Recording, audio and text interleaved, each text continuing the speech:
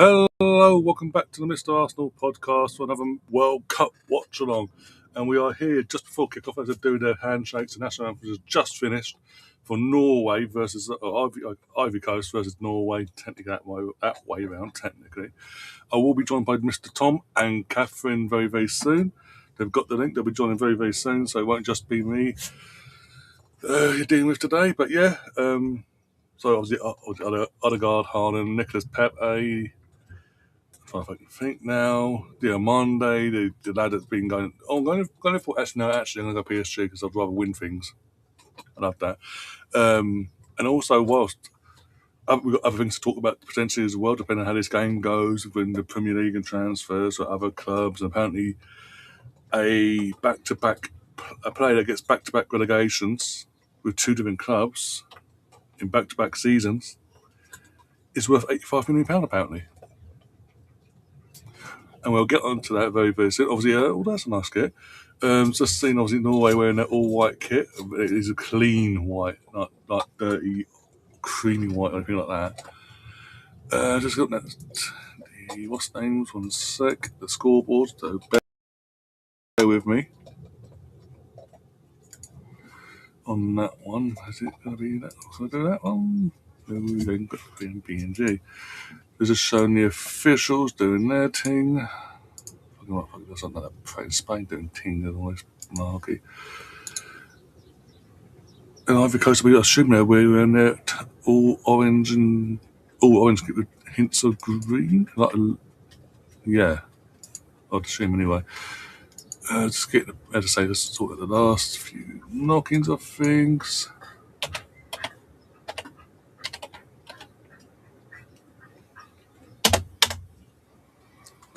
For fun, I think Ivory Coast. What did I think someone else did? Who's meant to be in golf? Ivory Coast. What happened to Mendy? Anyway. Case at Frank SA as well, the captain, AC Milan. Again, I'm looking forward to this game. Both buying the Canada game against South Africa. Most of the games since then, I've actually looked forward to. They've actually been decent games. I know I was meant to do the Holland game early hours this morning at 2 a.m, but literally got to 1 o'clock. And I'm struggling to stay awake because is it worth it?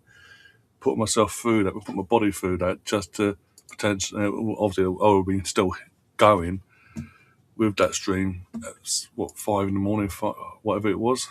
It would not have been a pretty sight in terms of having to sit in. I would have been like, I want to sleep. My body needs sleep. Probably asleep. Probably still be asleep now, but if it weren't for the mine's gone blank. Pretty shootout, sorry. Mine went blank. And I do apologise. Just trying to find a fucking right badge. I might have to just do the fucking national team flag, and they'll be happy with it basically.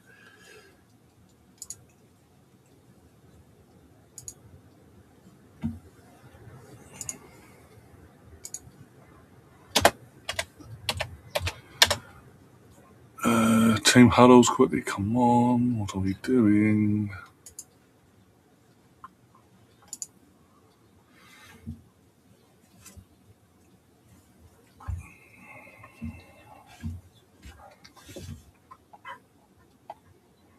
I'm gonna go. Also, I do think this will be like 90 minutes. I think Norway, Haaland, Odegaard in the game will be too strong, in my opinion. I think they nicked this 2-1.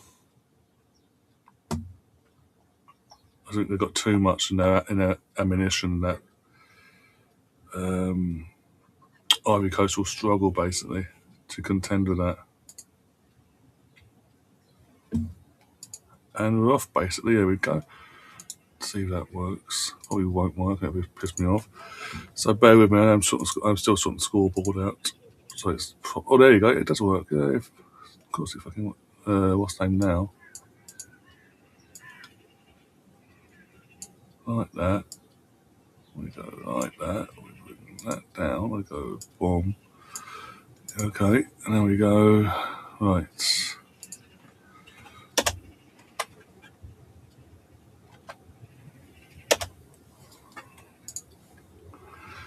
Wait a sec. That's Norway play the ball here. Pepe blocks it out for a throw-in.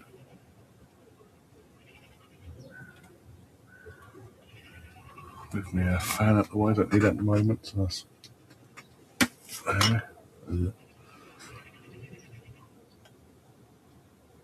And we're off. There we go. Right, go to here. Here we go. There's your scoreboard. And we're off and running. Just waiting for the other two to join. Need to find out what's going on with them. Because we're also, Tom, I think Catherine, it's depending on how busy she is with work and all that.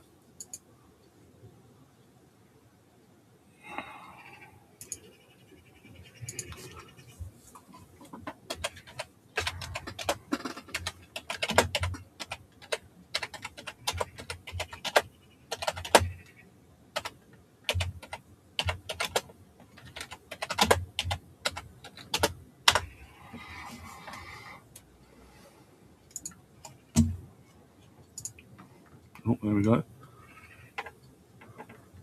So probably so far. Oh, okay, no, as I say, depends how busy you are, between them if you could pop in or not. I know Tom is due in any moment. Well, the goals only came. 2 goals came at the back end of the second half in normal time, and then it was half hour of a ball fest by the looks of it. And then the penalty shootout, the drama came in the penalty shootout, basically. Ricochet. But again, I think this could be more than 2-1. I think maybe 3-1 actually might go. Yeah, I'm going to go 3-1, fuck it. My channel, I can change my Dixons if I want. True, I did say that, Gav. But with good reason and that, let's be honest. And also, Germany didn't have, to be fair, in this instance, Norway have Haaland as their striker, amongst others, but Haaland being the actual striker, the main threat. Germany don't have a Haaland.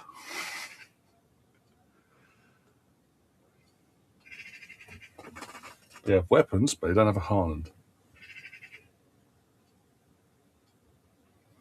And as I say that, by the way, I'm literally in my head, all can visualise in my head is the Avengers first film where Loki and Tony Stark or at Stark Towers at the time, and he's like, I've got an army. Yeah, we've got Hulk. We've got Hulk. And in terms of that, that's like Tony Stark's Norway, and they're going, oh yeah, cool. You've got an army, have you, Germany? We've got Hulk. And that is quite literally Erling Haaland.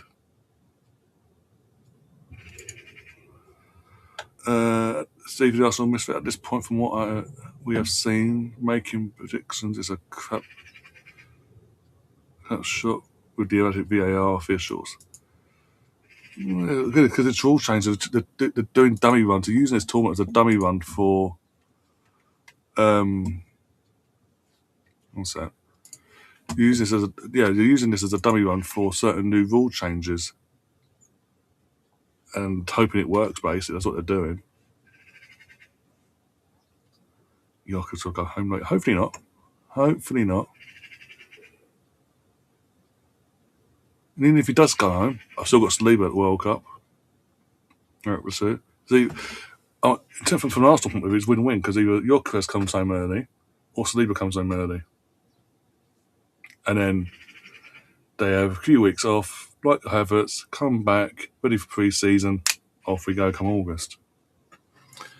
I mean, again, from a selfish Arsenal point of view, that's how I'm seeing it. By the end of the night, I either get one of my defenders back or get my striker back. Early, I mean, that makes sense.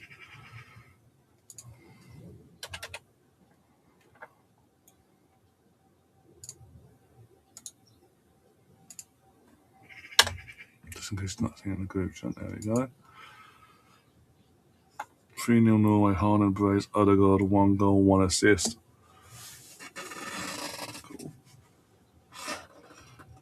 Quinton, I'm sure you're on about Quinton. You're not doing the old clickbaity crap that fucking you see on on social media today. But yeah, Quinton Timmer missed a pen for the Netherlands. I saw.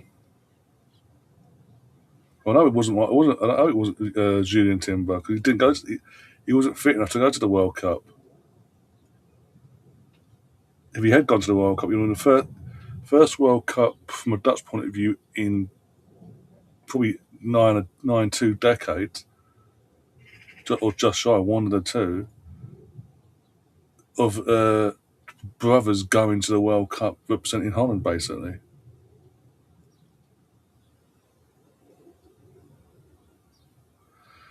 Germany got screwed royally with that disallowed goal. That was never a foul. And I was on a dog walk this morning. I bumped into one of the regulars, and he said that as well. I was like, I agree with you. I agree with you. I said, no, by saying that, I agree with what you're saying in that sense. But the second you see second I saw the contact, I was in the watch long for that game, and Catherine backed me up. The second I saw that contact in the replays, I knew what was coming. I knew it was going to be looked at, and the goal was going to be disallowed, because that's the way football's going now. We're going down that route of over protecting the goalkeepers again. The slightest touch is a foul.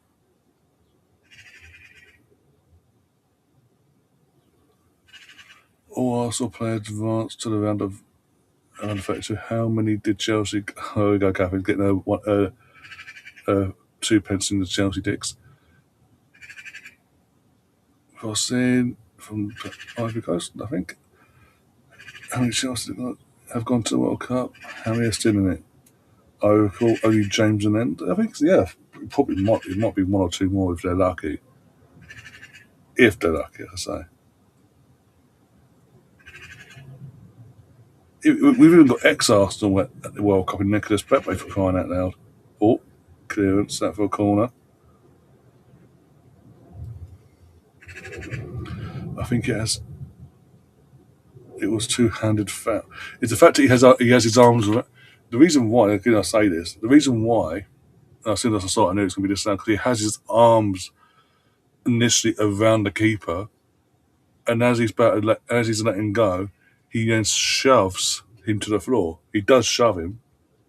There is a push there.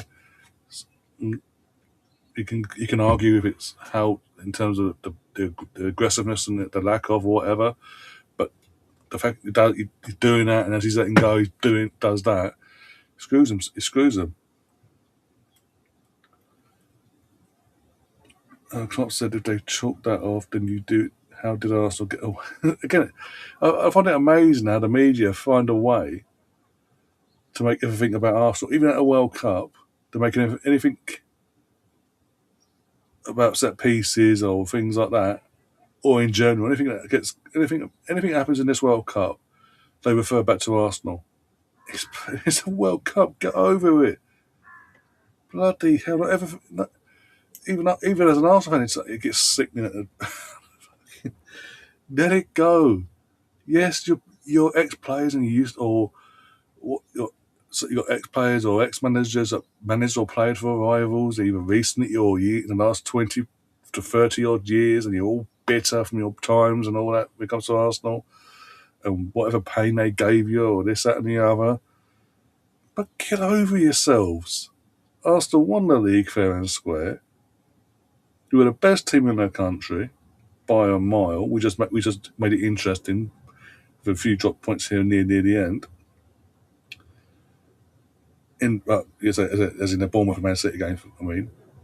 And but either way, we deservedly won. We deservedly won the league. I don't care. I said again. I said this all season. We score set pieces every game. We win, and the winning goal, or the decisive goal in every game in the league, is a set piece goal. I'm fucking taking it and running with it. I'm here to win. I'm here. I'm here to win. Fucking to compete and win titles, be it league or European. Good interception there.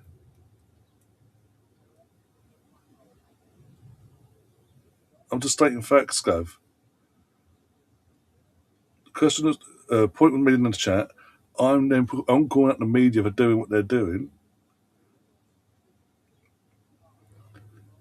So blame the media, basically. But at the end of the day, yeah, we won the league fair and square. I said it all season last year. We could win all 38 games from whatever scoreline with a winning goal or the decisive goal being a set piece. I wouldn't give a flying monkeys, basically, if it meant we won the league. And we won the league. So now it's about evolving our gameplay, not just relying on it again next season, a set piece, but holding on to that, but evolving as well in a positive way.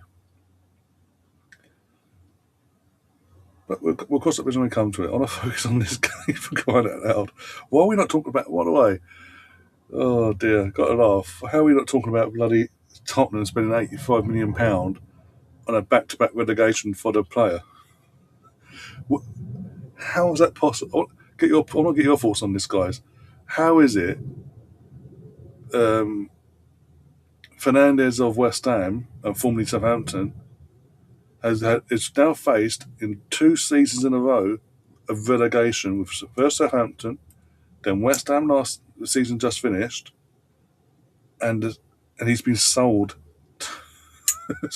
In general, I don't hear it, but he's been sold for £85 million. The market has been that shows that the market's mental at this point. When a player it's not sold. I'm not saying it's solely just on him that the relegations happened for both Southampton and West Ham, but he was involved. There's no coincidence he's involved in the position he plays. Like the midfield is overrun, and he just happened to be at both clubs. But either way, he's had back-to-back relegations, and Tottenham spent £85 million on the bastard. Even Man United weren't that divvy. It's not how you win; it's what you win. Exactly. And this is at the back end of the season. I can't remember if you'd already joined the channel at the time or not. But it was like when we was having the discussion going into the couple weeks, the week itself and the couple weeks prior to it, the West Ham game, because it was obviously London derby away from home. We're going for a title. You had Tottenham in the relegation battle. They were struggling. West Ham were there as well. It's basically at that point a head-to-head. And I think it was Gav and other people coming in saying, "Right, Ryan, if it meant Tottenham being relegated, would you sacrifice a win against West Ham?" And straight away, I went, "No." End of the day, I'm here as an Arsenal fan to win titles. I focus on myself and my team. If they get relegated, fantastic. In terms of Tottenham, fantastic. But we've got to do our job. We've got our own priorities to look after. Mentality thing. If you've done it the other way around, and I know for a fact, they would have said the opposite. This is the fucking myth of Tottenham. That's been massively led with the media, by the way, for the last 20 years. The second Martin Yard came along and ruined it all in terms of start making them a team challenging for your Champions League spots and what is now Europa League spots, etc. Changed the whole sort of what was going down there, basically. End of the day, they're not a top 6 club. Period. They've not won a league title in cut. They've not only not won a league title in my lifetime, they've not won it in colour.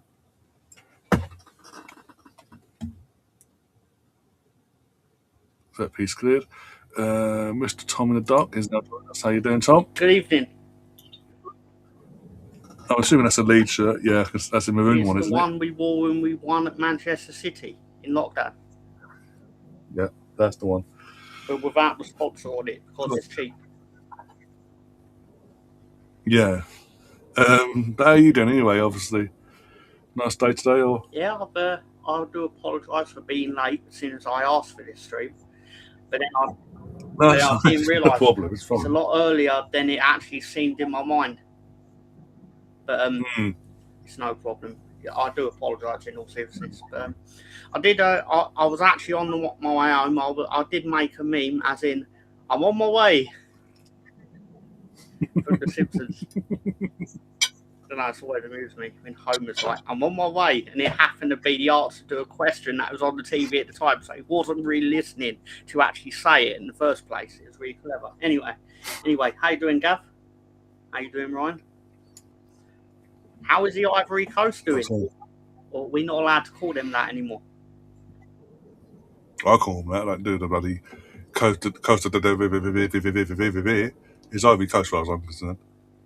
I mean, then they're going to find Until out. I'm told it's politically, until I'm told officially it's politically incorrect to call them that anymore. The country that anymore. Until I'm told that and showed that in evidence, I'm sticking with the traditions, guys. It's a fair point. It's a fair point. All this bloody. What was the other one? Czech Republic. Was it Czech Republic? It's always been Czech Republic. This World Cup, Czechoslovakia. It's like what? Just add an extra. You had a letter for the sake of it. It's like he doesn't know you anymore. You'd have more chance of getting me to shit in my hands and clap. Pardon my language, of course. I will say it's been open about 18 minutes in. It's been sort of end to end. Both having chances in the attack. He's just lacking that final third.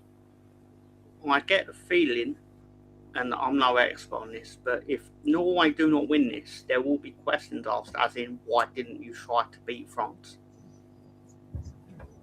Yeah, especially as a chance. It was literally a winner takes all. You're both level on points. If you had one, you won the group, and you would have played. We would have been playing later on, but playing against Sweden, which is more again because of the locations of both countries are more of a very tastier game, basically. Mm-hmm.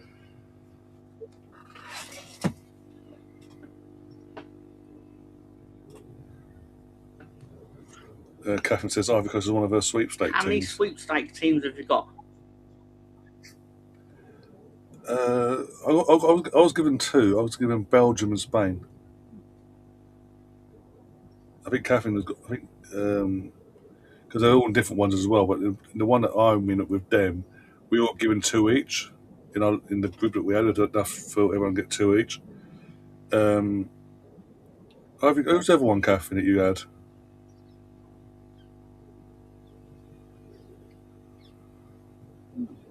Oh, Big Ange, yeah, I've seen. Someone said that last night in the chat. Well, that's based on him previously working in Scotland, I imagine.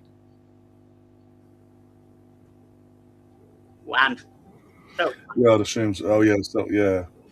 I'd assume that. Yeah. Senegal, Ivory Coast, Austria. Oh, fair enough. Oh, what's that? Corner. Oh, Senegal, Ivory Coast, and Austria were Catherine's sweepstakes teams. Bloody hell. It makes you feel any better. Belgium will be out soon. I'll be down to one soon if I'm lucky.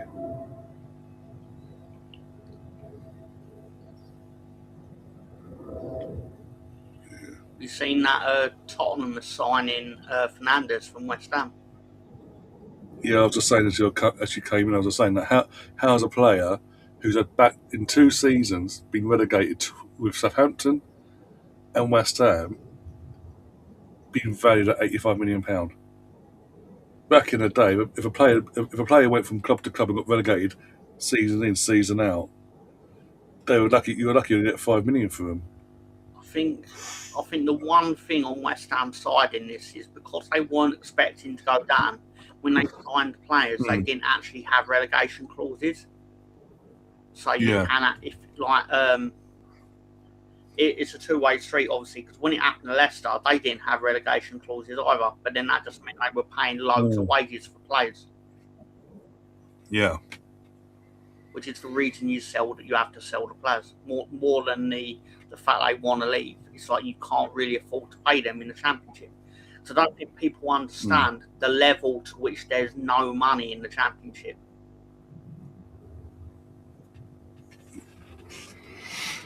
That's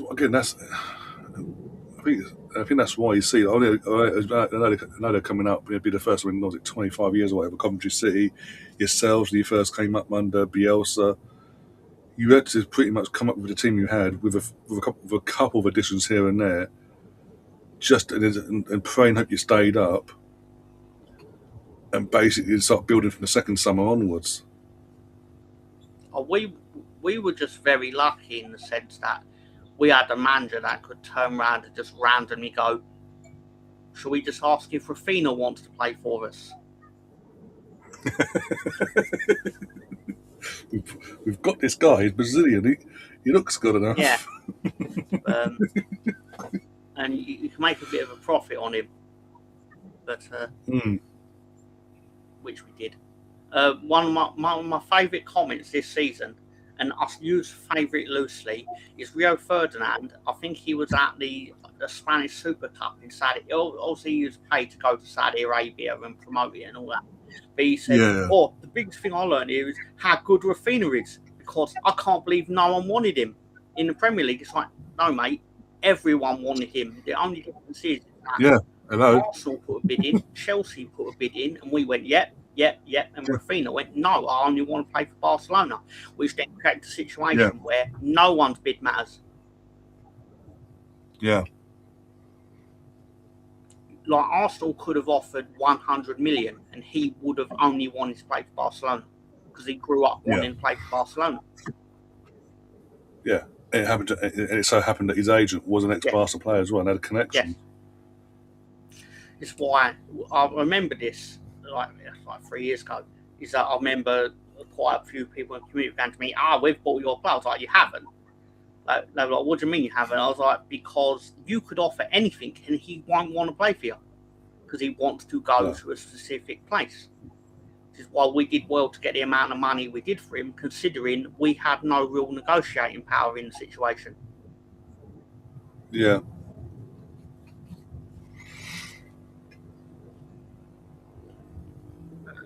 I think what went in your favour was the length of contract and the fact that you couldn't, because he publicly put it out that it was at Barcelona or nothing. It's like, well, everyone knows where he wants to go, guys. You want him, this is the fee you're going to have to pay. This is early hydration break in an indoor arena. I think it's indoors. Dallas one, I can't remember. I love this hydration break because it's united the entire planet against football and FIFA. Because it's like, why does it exist? Where's I think this is the indoor one, I think, as well in Dallas. The Mercedes one, I think, is the one at the roof and all that. I think it's that the one in Atlanta. It might be in Atlanta actually, but I think this is indoor as well. I think by the looks of it, because the floodlights are on. It's daylight outside. But either which way,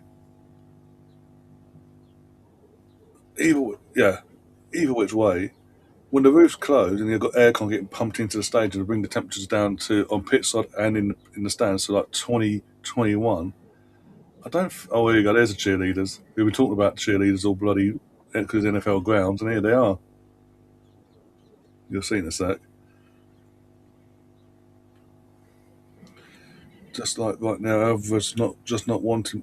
Not that he doesn't want Arsenal or anyone else. It's just his preference is, again, because of his heritage, is to play for Barcelona. But if Barcelona don't come with a bid. Sorry to interrupt you, but the reality is, to save you a bit of time, Rafinha doesn't grow up wanting to play for Arsenal. That's nothing against Arsenal or anyone who supports Arsenal, but he grew up wanting to play for Barcelona. Again, heritage and all because of where he come from, yeah. I grew up wanting to play for the Dallas Cowboy cheerleaders, but that's a whole different conversation, I suppose.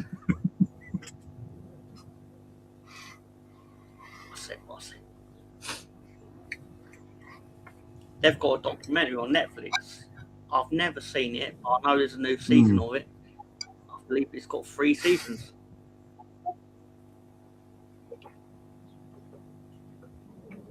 Doing something right then, bloody hell. say this. I'm probably never going to watch it, but it's on my list, and it's one of them things that I will never actually watch, but I will always come up and go, "Oh yeah, that looks like something I should keep on my list." And then I'll go and watch House or whatever it is. Yeah, whatever they haven't took off for a 6 month period to bring back 6 months later. Oh, I cannot tell you. I know people will say they're very angry, it's like hyperbole. I was furious. I watched every season of The Shield until I got to the last 5 episodes of season, the final season. I can't remember, is it season 5 or something like that? But anyway, and it just disappeared off Netflix. Just disappeared. It just doesn't exist anymore. And I've never gone out and seeked it to find out what happens because fuck yourselves, basically. Yeah.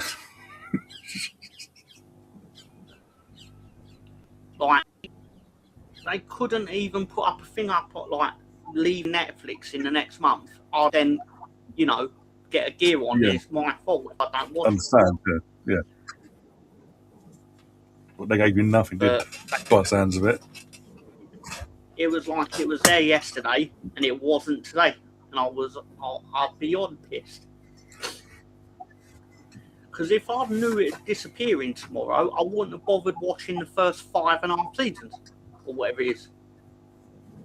To be fair, it is very good.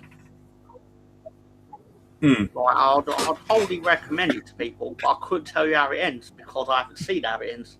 Because Netflix wouldn't let me.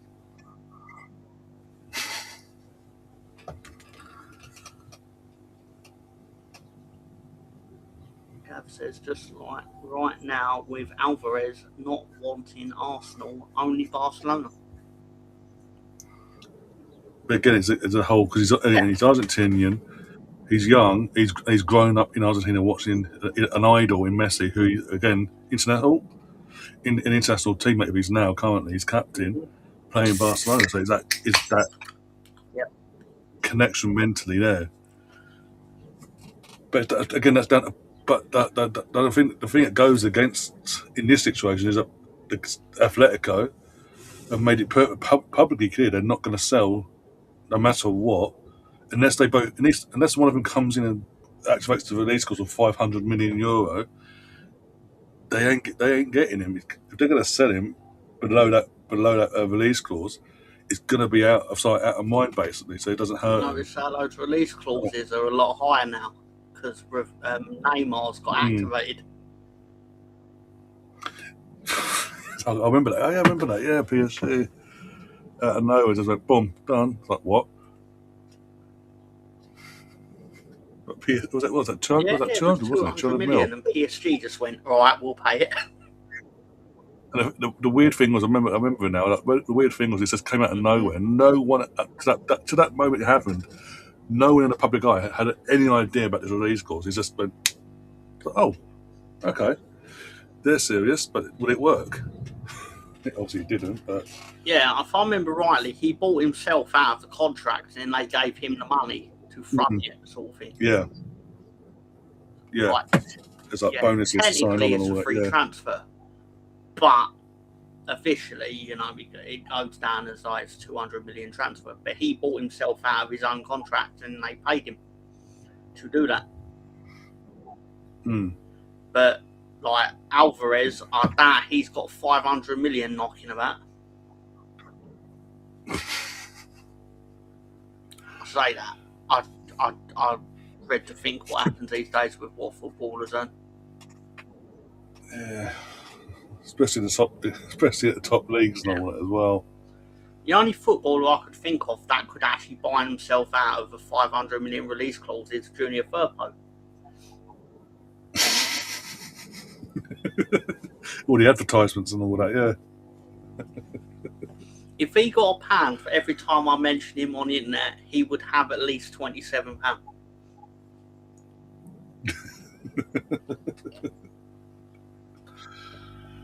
Don't tell him that, because I don't want to have to give him £27. He's already rich enough. Probably. He looks at me, who that is.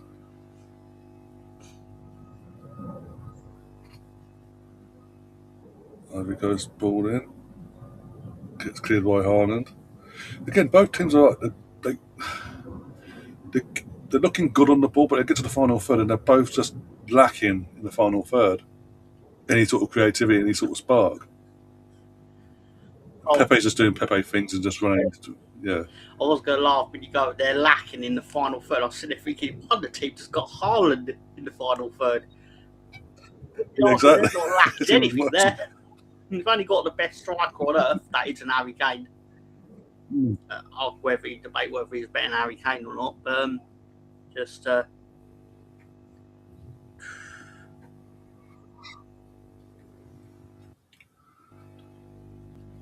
dear. Again, I know it's happened before your last one, but I haven't had a chance to talk to you about Harry Wilson. 4 years, was it 4 years of an option of a fifth? Or 5 with an option of a sixth? I know it's going to cost us a lot of money though, because essentially it's the equivalent of buying a striker for 20 million quid. Because it's a free transfer, that money gets factored in as if it's a real transfer, doesn't it? You pay the player across the term of the contract.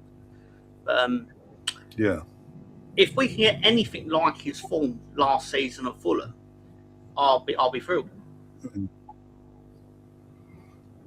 I think it could be an absolute steal in terms of, as I say, it's effectively you haven't paid the opposite club anything, you're just paying the player and his people. So you again, in today's market, what would be, as you say, 20 to 25 mil, you're laughing. You'd be laughing basically, as long as he clicks in. Well, as you were saying earlier, Fernandez is going for what, 75 allegedly, or whatever West Ham want for him, whatever. I don't get that for him. But if you're saying that's the going rate for like a forward player in the Premier League these days, and we're getting him for nothing, then I feel like we'll be thrilled to get him. And it's not a case of can he play in the Premier League, because we've seen him do it over the course of years. So because I think our first go in the Premier League back with Bielsa and that, it was very like, I'll just buy this player and hopefully it's a diamond in the rough sort of thing. It's like, no, we're going to try and get some experienced players this time around. But I guess we'll have to see who comes in. My real, like, what would you say? I don't know the right word for it. The real thing that I actually want to achieve in the next season is I need a point against Arsenal. I need because I'm sick of playing Arsenal twice and losing twice every time we fucking play us. I just want to get one game where in that evening I can just sit there and go, yeah, we didn't lose. That's nice. I wouldn't even behave like a prick. I would just sit there and just watch everyone else just fucking lose their minds, and I'd have the biggest grin on my face. That'd be your reward, basically. I wouldn't even need to say anything, because I'd let you all do it for me. Yeah, pretty much, yeah. We'd be all losing our fucking minds, like, what the is going on here? We've got bloody... Not like truth, but I can aim for it. Three little pigs, like huffed and puffed, you wouldn't let us blow your house down, basically. I think I said, I can't remember where I said it, but it was in like the last few weeks or so. I said the only team last season that we couldn't lay a glove on was Arsenal. Even when he beat us twice, we had to go at them. You gave a game. You went for them toe to toe. It could have swung, but it could have gone the other way in terms of a point or more. Like even Liverpool didn't get beat us. Chelsea, Wembley doesn't count. Even Gav's comment. Gav's like, I just hope we could beat it. Yeah, I'm not surprised you fucking think that, Gav, mate. If I was him, I'd be furious to not be getting Leeds. One of them was with Maresca as well, Gav. One of them defeats. Maresca, I believe his record against Leeds is played 4, lost 4. Because he managed. The Champions League, Leicester. We beat him both times. Was at Leicester as well. Yeah, I remember that now. Literally, it was at was it 1-0, 1-0 or 2-1 We won 1-0 around at Christmas. Leicester, and then we won 3-1 Yeah. at home to Leicester. We were losing 1-0, if I remember 1-0. rightly. But in the lead up to that game, Yeah. he had basically, in the press conference, Maresca had been like, "Oh, well, they have to be. It's just a Friday night to me because they've got to beat us." It was like, okay, fair enough. I give him his due. It's the right thing to say, but you have to win if you say that. Yeah, you got to back it up and we give it at last, basically. Yeah. So he's right. At that time, we were a lot of points behind them, and then we won. That's what I was saying. This is what I've been saying about Enzo. Like, what chance? They got a chance on target, but easy for the goalkeeper for Senegal there. Right. But as I was saying about Enzo at Leicester, that season at Leicester, first half of the season, it looked like he was going to walk the league. Got to around the Christmas, New Year period, he just fell off. In terms of the form, just fell off a cliff. It was like he didn't know the players didn't know him. Tactically, they were just getting found out week in, week out. And if it hadn't been for both yourself and Ipswich at the same time, in random moments, dropping points in that time frame, they'd have been in the playoffs. Mm-hmm. And it happened again when he went to Chelsea after he ditched Leicester, got promoted, ditched them for Chelsea. I'm sensing the pattern here. He ditched his teams there. Again, started off that first season, but all the way up to Christmas.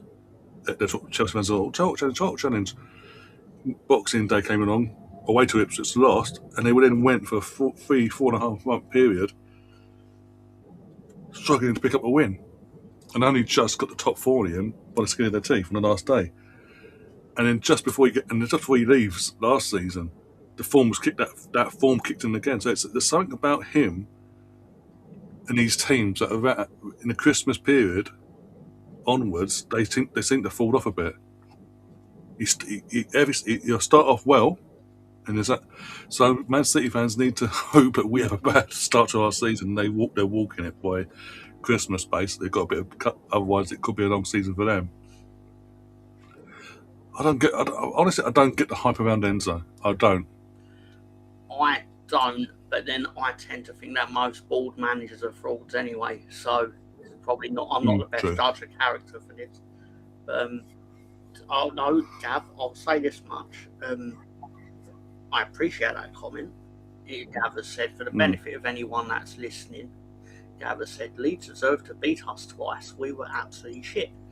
Which I don't think that's really fair, because obviously the first game you were absolutely shit, but the second game we were absolutely shit. But then somehow we managed to get a 2-2 draw. But you should have beat us, especially when Cole Palmer missed from 1 yard out in injury time. 1-0. What a goal that was! Norway. Not Haaland either. Really? No, it's number 20. I can't see his name. Oscar Bob. I think it's the former Man City lad. Oscar Bob, I think. Yeah, is it Oscar Bob? I think. No, Noosa. Ah. Apologies. What a goal that was! Bloody hell! Keep no goalie saving that, by the way. You're seeing this. No, there's no goalie saving that. Not even Carl Darlow.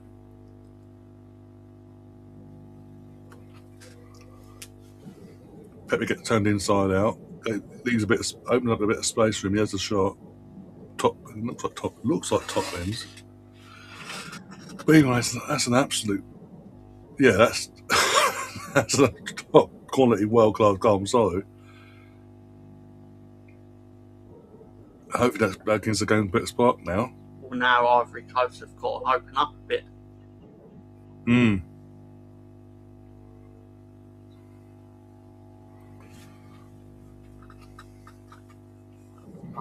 How long do you reckon now until the cameras go to the stands? You've got the fans rowing in the stands between now and full time. They do like showing the Scandinavian ladies in the crowd, don't they? I'm not complaining about it. I'll say that much. Oh, Norway's managers are bald fraud as well. Oh, it's that Solbakken and that used to manage Wolves and play for Wimbledon, if I remember rightly. That rings a bell.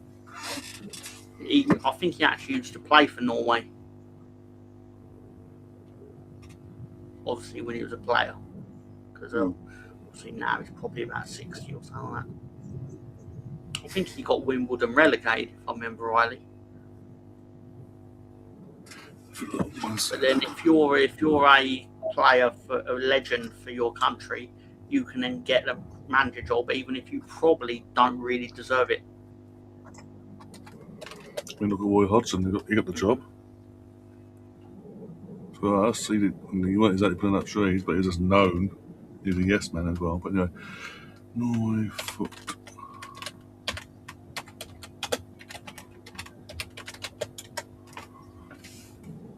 Right, career. Wikipedia, that'd be helpful. Here we go. Oh, he managed Wolves for a season in 2012-2013. Did he actually play for Wimbledon? Yeah, I was just looking at his senior career now. He started off his career in 89 to 94 with a local team. I'm not trying to pronounce that actually. Not more for Sam, probably know that. Lillestrøm was 94 to 97. He then joined for a season, 97-98 at Wimbledon. 6 appearances, 1 goal. 98, he joined AAB till 2000. Then he ended his career with 1 season at Copenhagen, 14 appearances, 4 goals. In the base of them, what, 5 clubs? 298 appearances, 87 goals. International career-wise, he played twice at under 21 level in 92, and then from 94 to 2000 he played 58 times, 9 goals. His managerial career kick-started 2 years later until he was at from 2000 to 2005. He started his career where he started his playing career at that same club. He then in 2006 to 2011 was at Copenhagen. 11-12 season he went at FC Cologne in Germany. And then 2012-2013 he was at Wolves. Then 2013 to 2020 he went back to Copenhagen. And then since 2020 he's been with Norway. It feels very much he's got a managerial stint at Blackburn in his future. It feels like that's the sort of thing that he'd end up having on his CV. He gets 6 months at Blackburn before they sack him. Yeah. Catherine says Holland has to put on target. There was about 3 players in that sequence that should have scored.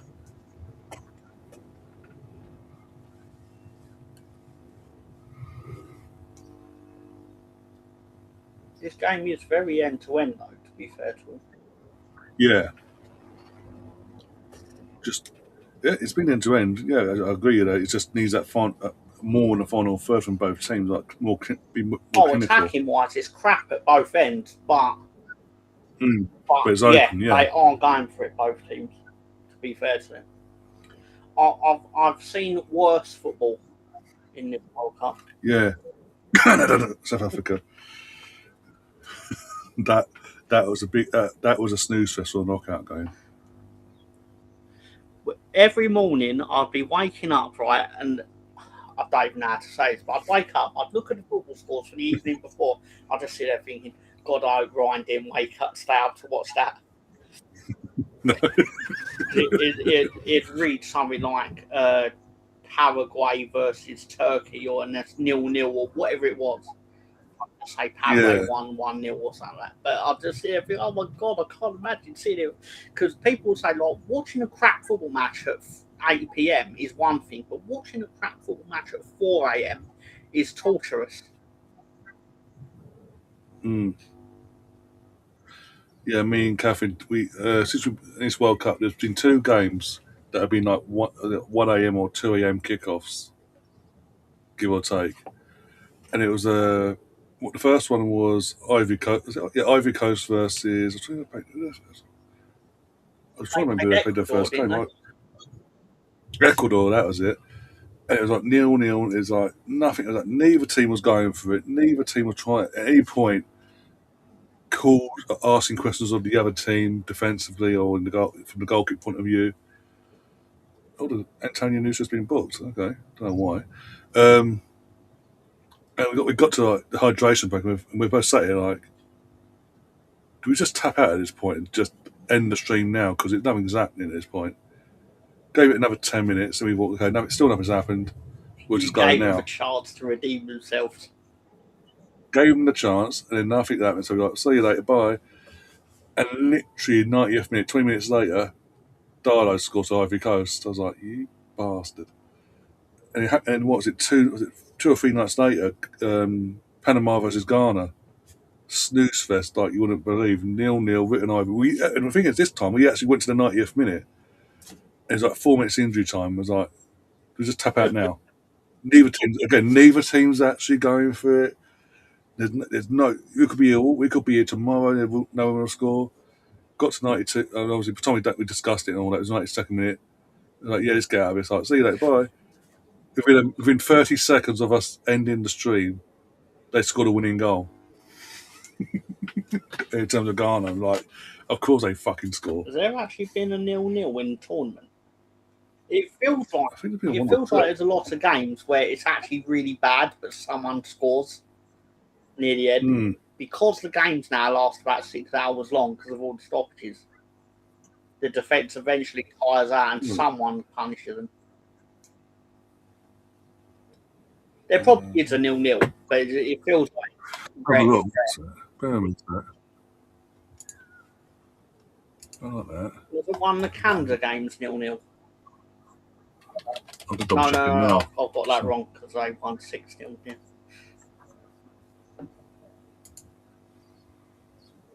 Right, let's see, all matches. Excuse me. Last 32 want. Oh, Cape Verde versus Saudi Arabia, 0-0. Yeah, I'm just going to go back and see how many they've been. In terms of 0-0, they're going through one set. Oh, Paraguay versus Australia was 0-0.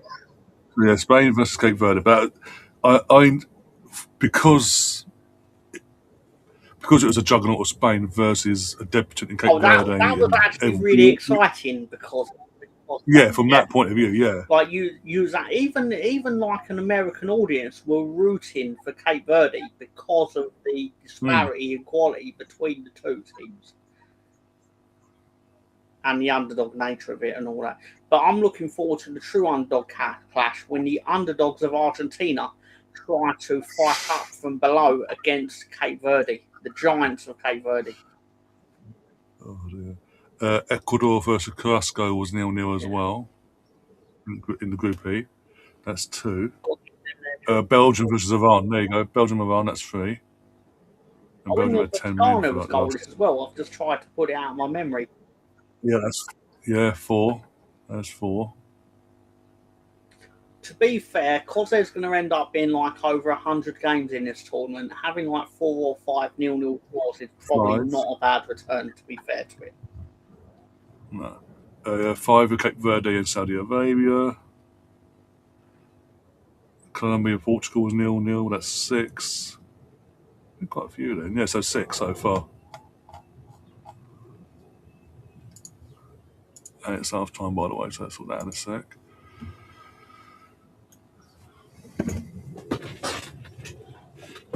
Oh dear. Now back to the studio. Wayne Rooney. Is it Benny McCarthy? Yeah, Benny McCarthy and Steph Houghton and Gabby Logan hosting. Now the BBC. You know how you know the BBC haven't travelled out to the States still yet? How's that right? Look at how many layers they're wearing. 3 of them.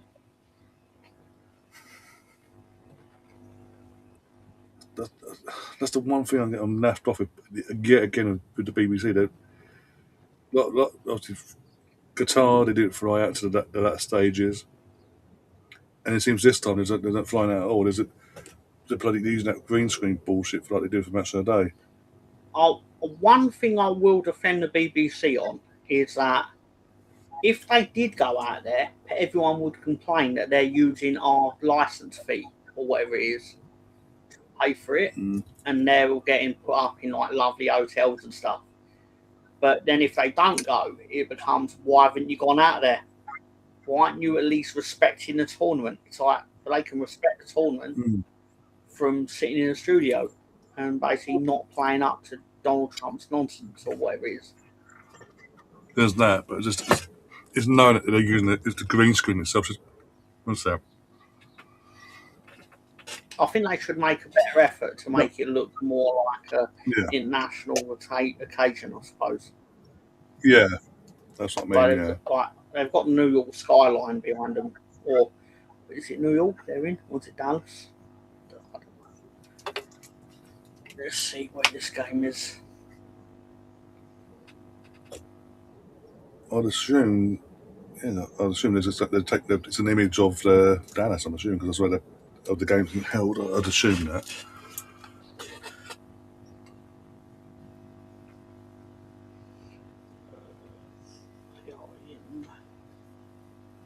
Yeah, they're in Dallas. They're in Arlington.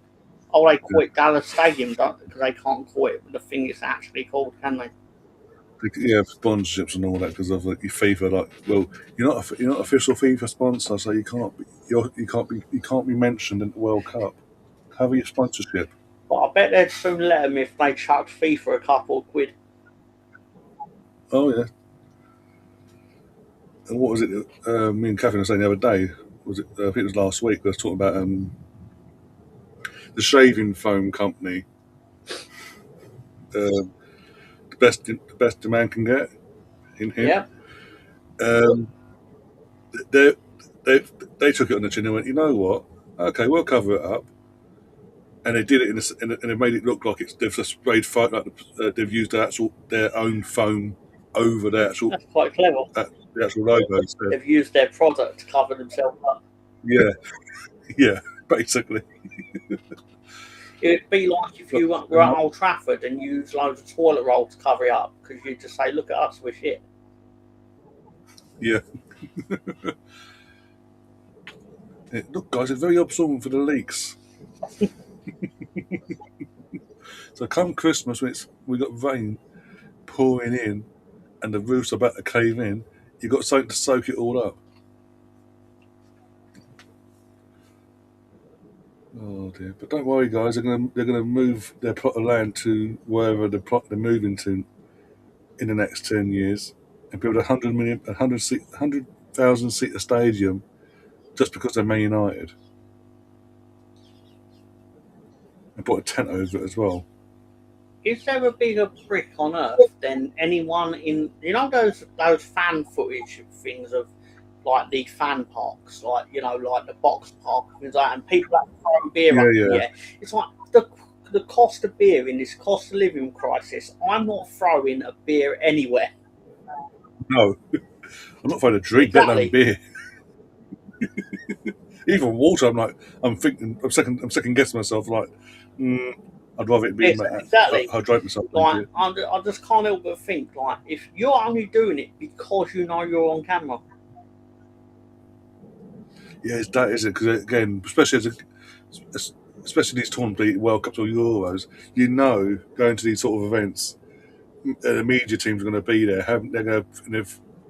They'll be filming, and if things got goals happen or the results and all that go the way they'd want them to go, they're going to see you go, way, and you're like, there I am, look, I'm the idiot doing that. Like, I don't understand like an absolute killjoy with this sort of thing, because I think people should celebrate and have fun. But they're thinking, why are you literally throwing money up in the air? Like, you'd be better off actually throwing money up in the air, because then at least you could quench your thirst still. Yeah. Especially what with how hot it's been recently and things like that. But... yeah, at least it's been a bit cooler. Yesterday and today's been a bit cooler. Still warm, but because there's a breeze there, so to speak, depending where you are in the country. Ain't been too bad today and yesterday, but I've seen the forecast for the week and I'm thinking, oh, for fuck's sake, we just got out of this. So yeah, the fans and all that will be on come the weekend because I will be here like otherwise. Barely recognise Benny McCarthy, by the way. Barely recognise him. I've got to fucking say now. But yeah, everyone's like, oh, you mentioned like cost of living crisis and all that. It's like, yeah, especially in London, these are London events as well, or like events in general. But in London, as we both know, prices in London are fucking extortionate as they are. When I was coming back from the parade last technically last month, we're in June still, last month. At Arsenal Station, there's that little kiosk thing. I don't know if you've been near Arsenal Station before or anything like that, but there's a little kiosk, not literally right next to the train station. This old boy runs it. So yeah, middle-aged old boy, whatever. He was charging £5 a bottle of water just because it was a hot day. And people were like, I didn't. I was like, I'm standing like three or four rows away, and people were like, "Is this guy taking the piss?" We were like, "What?" He's asking for £5 for a bottle of water just because it's in high demand and because of the weather. I was like, "Don't pay it then, because I ain't." Vote with your pocket. We've got a Canadian weather report from the Arsenal Misfit. We had a massive 30-minute hailstorm last night with roads flooded and destroyed. It's noon and the ground is still covered with hailstones that haven't melted yet. He makes it sound like he's living in Jumanji. Oh dear, Steve, come over when we get hailstones here. They melt no matter what time of year they melt, but they will then. Prior to that, they will beat the crap out of you because they are thick as anything. Basically, was it that 4 weeks ago, 3-4 weeks ago? There was that we had hail. I thought an entire 48 hours non-stop nearly. Verko Bushi says pass up, that's a good thing, and he has a Norway flag. Norwegian, isn't it? I said it last time. No, I don't know. Oh, Sam. Yeah. I tell you what, I'll ask one of my other friends called Google, let's just say. But anyway, again, half time. I'm assuming a very happy Norwegian in that case. Then, what have you made of the first half? And yeah, and the tournament in general, really, barring the France game. Let's just change the time on the scoreboard for the second half. So I'm not rushing out like a headless chicken. Ow. There we go.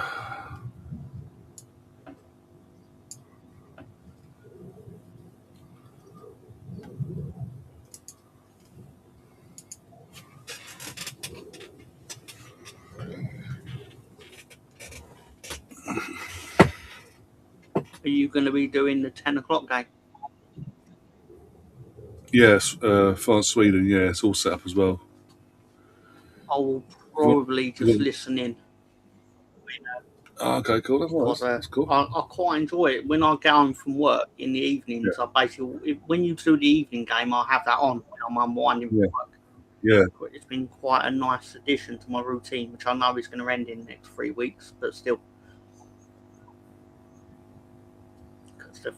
Or you're going to be doing the pre-season friendlies?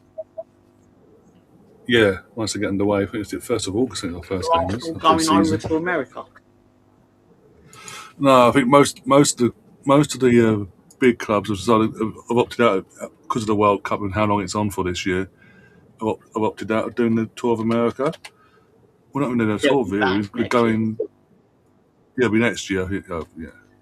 That might be why my team are taking advantage of the situation and we're going to go over there and hang out with Will Ferrell. Probably, yeah. So we got our first game's on the 1st of August, 7 o'clock UK time. We're going to Spain to play Girona. and then we're going to Ireland to play Real Betis on the 5th at the Viva Stadium at 7:30. Then we go back to the Emirates on the Sunday the 9th to play Dortmund in the Emirates Cup. Then we stay at the Emirates on Wednesday the 12th and play Cesc Fabregas's Como in a normal friendly, but that's at the Emirates. And then we've got the Community Shield at Cardiff on the 16th of August against City, as I mentioned already, and then the season starts on the Friday. So we've got for one game advertised on the 5th of August, so we're sort of cramming in a lot of games. 1, 2, 3, 4 games in 12 days. I imagine a lot of those players are not going to play all. There'll be a lot of rotation, obviously. Yeah, like a lot of the academy players that are sort of on the cusp of given a chance to break through this season. They'll get their opportunities as well early on in pre-season. I think the final 3, like the Community Shield and the 2 games prior to that, where you'll see there'll still be a mixed match. The Dortmund and Como going to be a mixed match, but it'd be near enough, as strong as possible. Getting ready for the City game. Leeds United have announced. Sorry to cut you off. Leeds United have announced. Leeds United wishes Pascal Strout all the best for the future as he completes a permanent transfer to Brighton and Hove Albion. He is gone. Good luck to him. Bloody hell. It just depends on who you're getting. Again, you've just got to, now he's gone, bring in his replacement, and that replacement needs to be an upgrade on him now. It's hard to replace him, he's a left-footed defender. Yeah, and from an Arsenal point of view, we found that right set how hard that is to find. We've got another update from the Arsenal Misfit. So via Canada, in some parts of the city, there was car damage. Fortunately, I have a 2-car garage. Our vegetable garden got destroyed. Our rhubarb has been flattened. Rhubarb gate, it seems.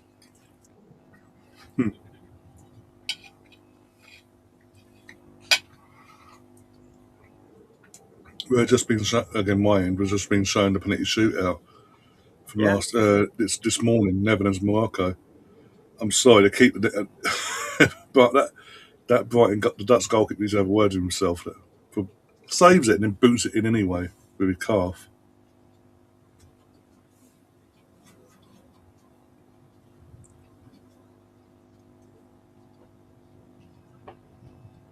I just assumed Germany were going to win the shootout last night, and they didn't. Even I did, to be honest. I thought the second I was in front of whistle went, you think, look, this is Germany. This is their bread and butter. Until last night, they'd had 8 other penalty shootouts since the format being introduced, and they'd won every single one. This is the first ever penalty shootout they've ever lost. I believe, I could have this totally wrong, but I think anyone that does a stop-start run-up for a penalty is just begging to look like an idiot if they don't score. Because I'll never see anyone score and they actually do stop-start run-up. I know someone's good to and go, Bruno Fernandes has an 87% hit rate. Like, yeah, but I never see that 87%. I'll see the 3 times that he does a stutter and misses. Yeah. It gives the goalkeeper time to sort of mentally reset in which direction his body looks like it's going to go. Yeah.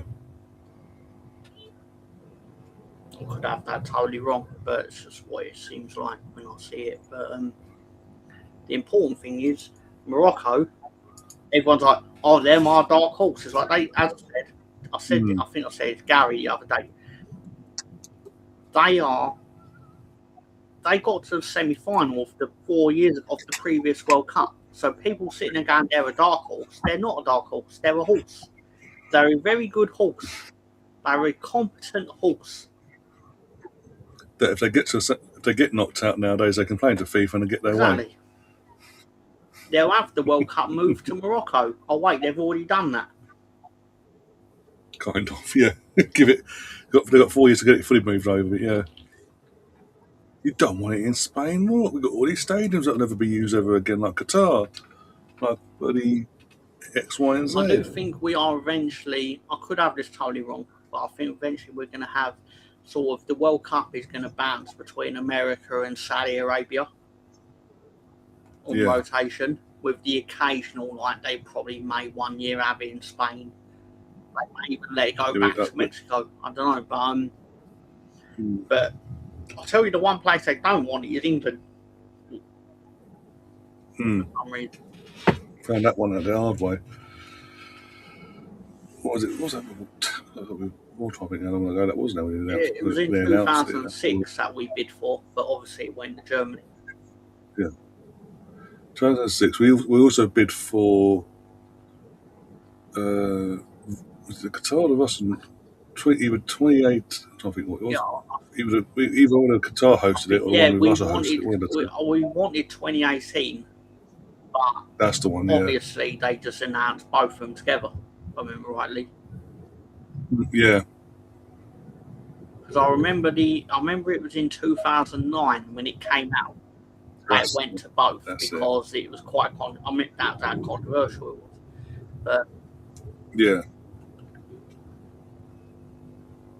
I actually thought the tournament in Qatar was fine. Like, I don't think it should be there, but the actual execution of it was fine. Like, I approved of having 4 matches in a day, getting up and watching football at 11 a.m. and it finishing by 11 p.m. Really easy. Yeah. Like, from a selfish point of view, the games were inherently watchable compared to this.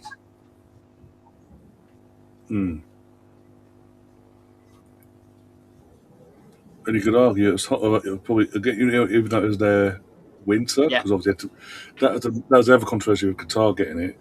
That when they bid for it, they made all the promises of no problem.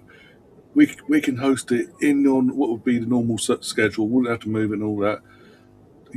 6 months later, after getting the gig, we're gonna have to move this to Christmas, guys. It's gonna be too hot otherwise. You're gonna die. Actually went through the summer and was like, I don't think we can actually play football in this. I mean, it's probably just as well they didn't, because it was hot out there in November. Yeah, the fact that players are turning up to training camps and they're them big aircon machines at the side of the training pitches. Yeah. Even like your Brazilians and Argentinians and people from South America were like, no, we need this aircon. Get us over there quite quick, please. Water, everything, ice, boom. There was no hydration back in that World Cup, but here, I can't think of why that idea came. Match of the Day have just put out on Twitter. I don't know if you followed that account on Facebook, but basically, UEFA have handed out 4 fines for breaching the squad cost rule. Presumably it was last season, I'm guessing. But Aston Villa got fined 12 million. Sorry, they got fined 19.4 million, but 12 million of it is suspended. Of course. Chelsea have been fined 2.6 million, to which I imagine Chelsea said, do you want it in cash? Yeah. Newcastle have been fined 2.6 million again. Do you want it in pennies? And Nottingham Forest have been fined 2.2 million, of which I'm guessing Mr. Marianakis has had someone stabbed or something. It's like, you sure about that? Allegedly, of course. I would never actually accuse him of being a fat gangster, but he is a fat gangster. Yeah, we're not as brave as Crystal Palace fans. If you know, you know. Chris says, "Turn that all right."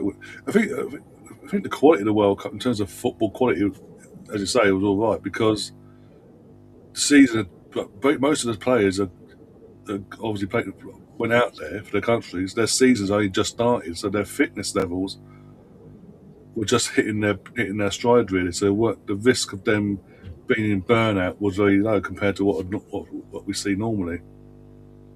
That's a fair point, actually.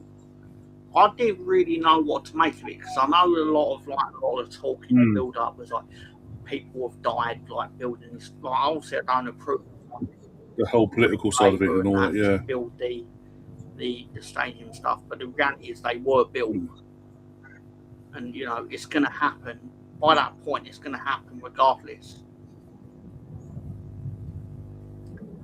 And so the conversation I had with Tony Turner in the lead up to that and just after was always like, because he didn't watch any of it like as a protest. I was like, but you will watch WWE when they're in Saudi Arabia. I was like, so what are you protesting? Just watch football. Yeah. Like in my opinion, you cannot say you're not going to watch things in that part of the world out of protest human rights, but then watch Vince McMahon take his circus show to Saudi Arabia. But still, no, I get all that. No, exactly. It's just literally a shot is going into Rose basically from Ivory Coast. The Arsenal Misfit has said, I think it's time the top footballing nations abandon FIFA, as it has lost its way through massive corruption and incompetence. I believe that Gianni Infantino, if I've said his name correctly, I'm not confident I have, but I'm sure he makes Sepp Blatter look like a competent businessman in terms of integrity. Yeah, that speaks volumes, by the way. That does speak volumes. I say that, and it's going to turn out at the end of the year that he's made like record profits. Exactly, that's my point, Chris. So we don't have any moral high ground. Well, I can't sit here and claim a moral high ground when I'm sat with a Samsung Galaxy, which I'm sure was made in some Chinese sweatshop. Yeah.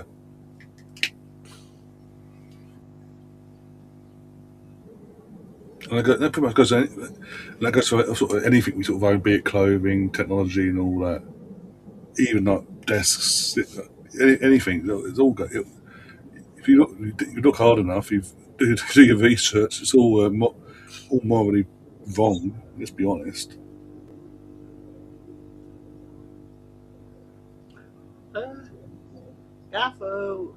Tom, what do you think about Sami Zayn becoming undisputed WWE champion? Well, good luck to him.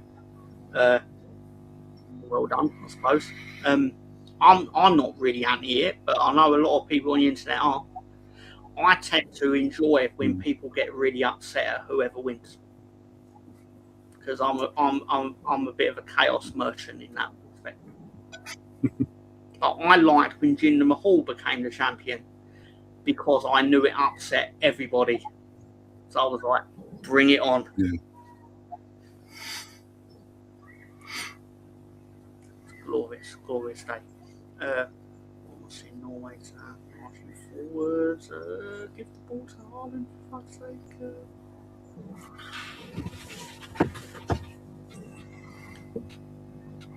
I think this game has petered out a little bit.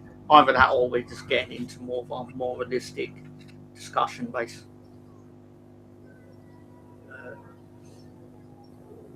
FIFA is massively corrupt, though. It will call itself a non-profit organisation. It's like, okay, but what are the profits after you take out what you're paying yourself?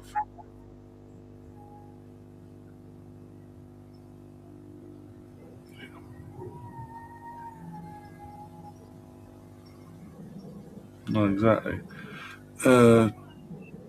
Sorry, last again, I was supposed to pop over to Twitter. I'm going to have a tab. Super TV Twitter account. New celebrity Big Brother is set to be dropped entirely by ITV, according to reports from the Scum. Insiders are reporting that producers are struggling to sign up celebrities that are at costs suitable for ITV2. Massive. Again, you're going down the cheap and cheerful. This is a problem with ITV. When they got this, I knew this was going to happen. They're going down the cheap and cheerful and just do what Channel 5 and what it did, just run it into the ground. And that bigger names are more interested in the traitors. Shock. Well, because the traitors had a degree of skill to it, to be fair to it. That's what I'm saying. Like, I'm shocked. Oh dear. Whereas you're literally paying a penance. You're paying whatever something you can get a penance to sit and stare at four walls. I agree. Where they can actually mentally test themselves in things like the traitors. I think they go up to for the latter. What's more career damaging, the traitors or Big Brother? Big Brother. Well, that is that's their problem. Yeah. The actual show, the show itself needs a broadcaster that knows how to bring it into the modern era and invest in it properly. Otherwise, it's just no point keep bringing it back every 4 or 5 I years. actually just think they should just do what it originally was supposed to be. Just put 10 strangers in a room and feed them occasionally throughout the day and just let whatever happens, happen.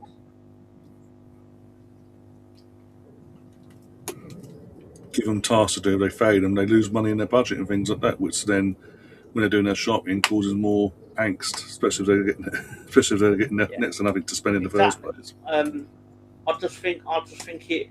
What I actually think killed it off, and I know this is going to be well before it actually got killed off, is like when they started doing things. It's like even in season 2 when they started creating things like the Love Den, and like you and someone like Paul and Helen can. This is my reality TV knowledge exposing itself, but they'd be like, "Oh, you can earn yourself a night in the Love Den." TV in the secret hope that they're going to have it off in Love Den, but they can't show it anyway. So I'm sitting there thinking, why am I wanting them to do this when you're never?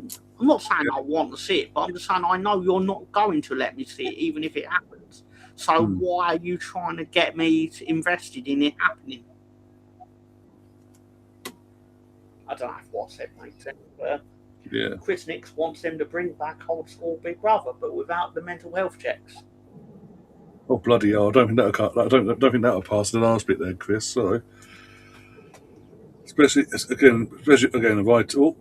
Unlucky. Especially with ITV and their record with mental health, with other shows, so to say. I think I get what you mean. I think they should put people in there that they don't already. They're not putting in there. More characters are basically pick people that are mentally suitable to actually do it. They're suitable to do it, but yeah, I know what I mean. They say they book it because was it that Pete guy, that Tourette's, things like that. As long as they're mentally, they obviously do the checks to make sure they're mentally okay to do said things, and they're checking on it behind the scenes and all that. Yeah, I know what you're saying. I could totally be misreading what he wrote, and if I am, please correct me, Chris. But I probably did in the first place. So if I did, I apologise.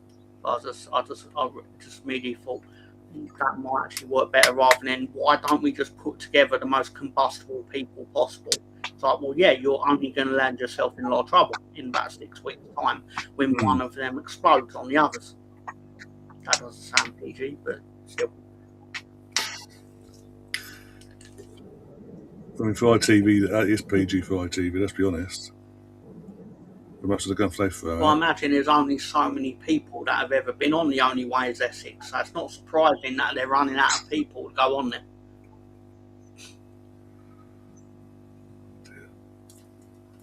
Like, there's only so many times you can go on Dancing on Ice and I'm a Celebrity, get me back on telly or whatever.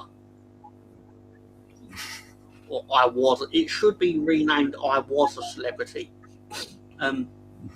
Motorsports FIA is another governing body that needs to be abandoned by the top series of the sport.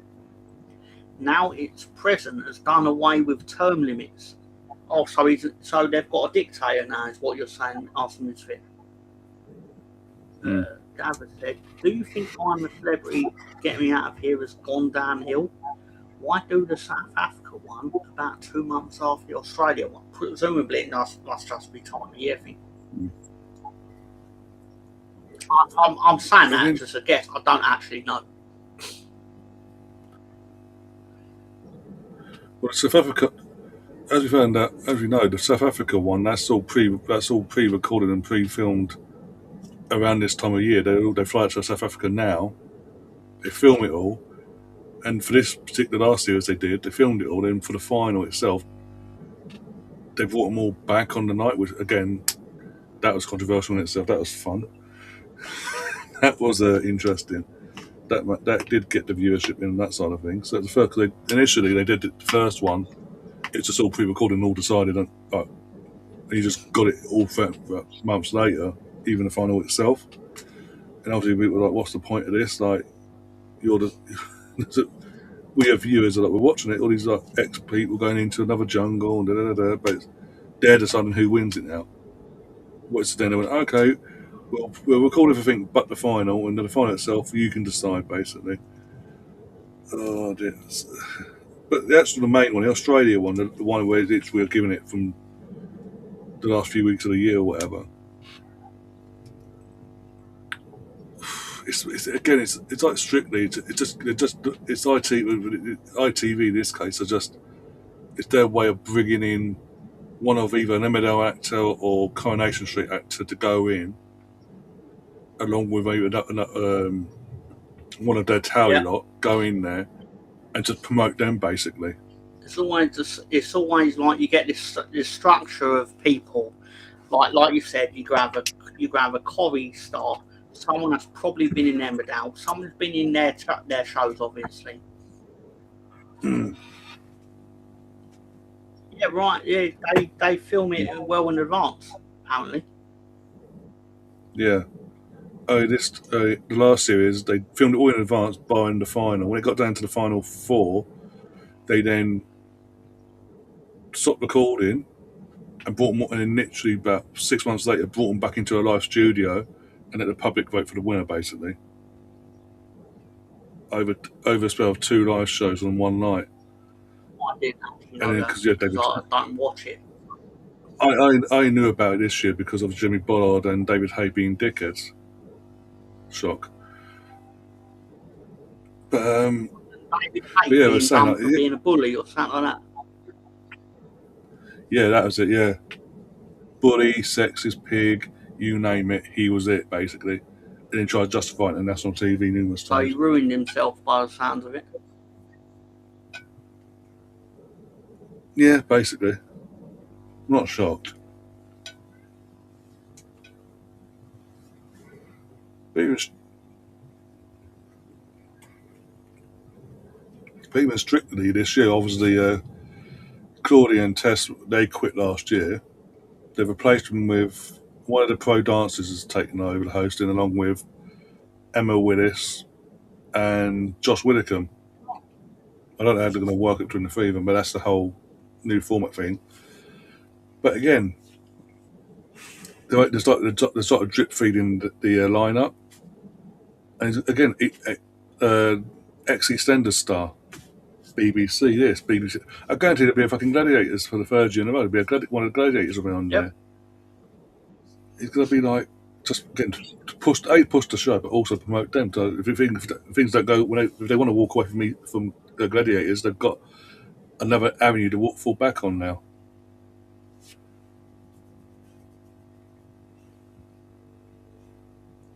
Never watch stuff like that. Reality TV does nothing to hold my interest, says the Arsenal misfit. It's all gone down.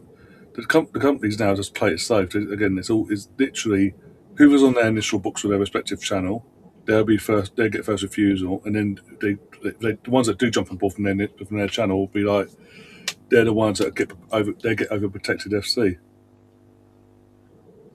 In terms of we'll do our bit in terms of I'm a celebrity. We'll do our bit to show so much of you during the day that everyone just focuses on you, sees your personality. Da, da, da, da, da, da.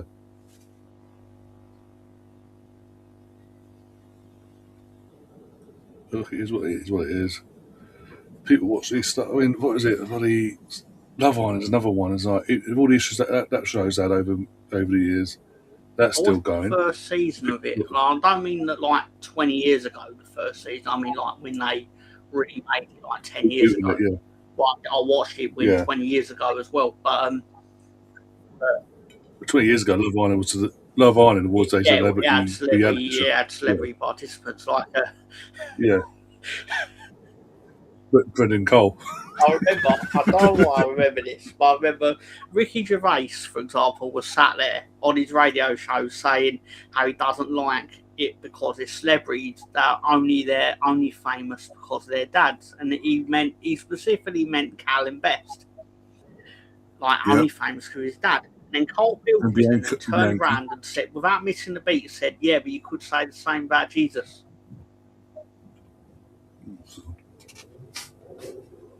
What can you say to that?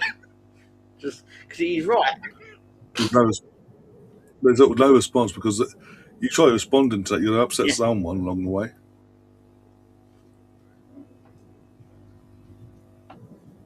Rest in peace, account. Yeah. In that whole situation as well. I've not seen the documentary about her, but I've seen people reviewing the documentary about her. Because rather than, I probably spend more time watching other people's opinions of that documentary than watching it myself, which is probably the wrong way to go about it. But it helps me multitask, I suppose. Yeah, the media really did her in. Yeah. But no, because once the press get their claws in you, they don't let go until something happens or a new story sort of takes life, I suppose. But it's always it's the celebrity friends of like Ollie Murs and all that have this. They come out at the time, and obviously rightly so, condemning the media for their part in all that, but then still work within the media when they do their charity work, so to speak. It's like you can't have it both ways. Mm-hmm.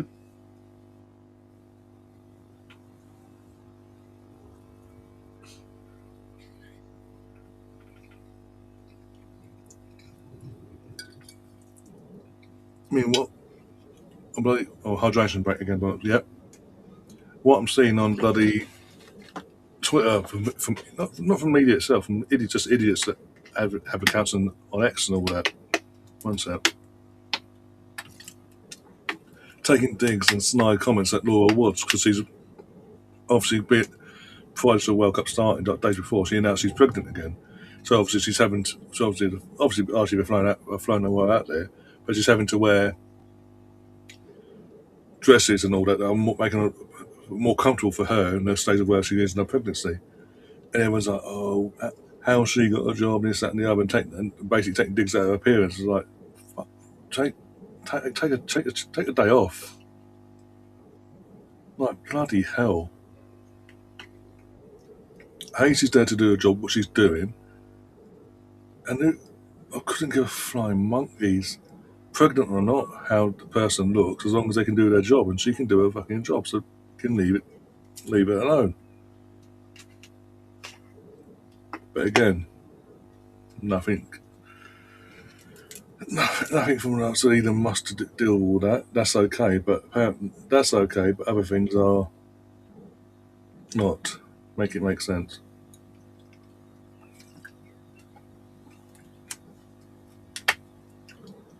Okay, that's. I will say this. That's not a pen.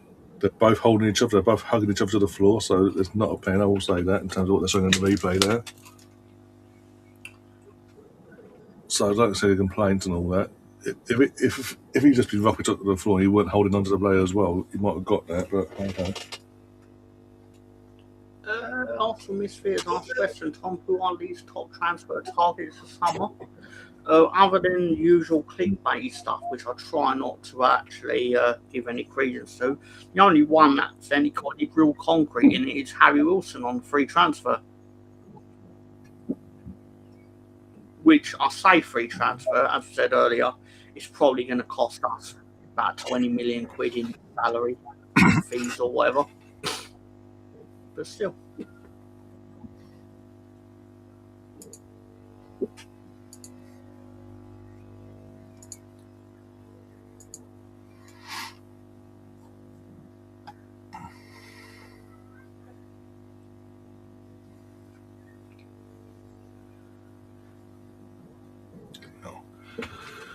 First trailer for Willy Wonka competition series. Netflix has recreated Gene Wilder's voice for the series with AI. Jesus Christ, just let him die.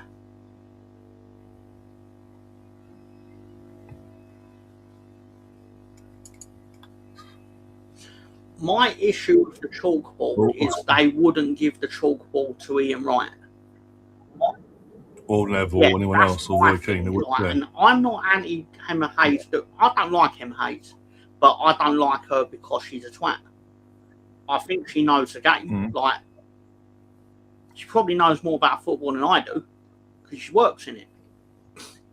But I think she is a twat.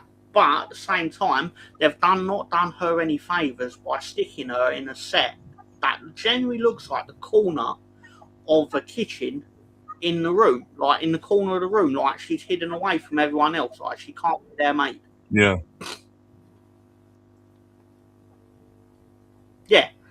Again, I'm not saying it like Emma Hayes has actually built that part of the set. Like, I know she doesn't build it, but I just still sit there thinking, how could someone that works there not look at that and go, there people will have a field day with this?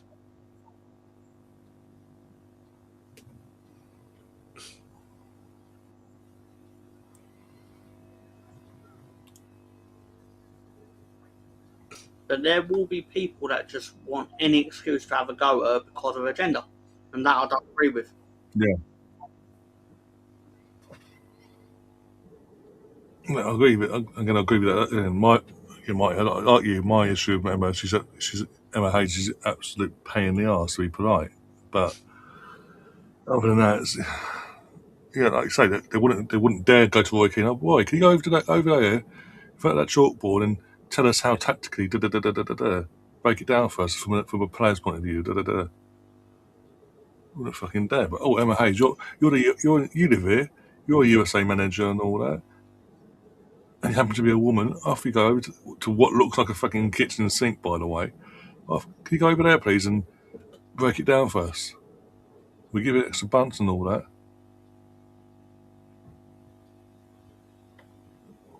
Fucking joke. That'd be like, to be fair, guys, that'd be like, there you go, 32nd minute, there's a rowing. Just before the 33rd minute.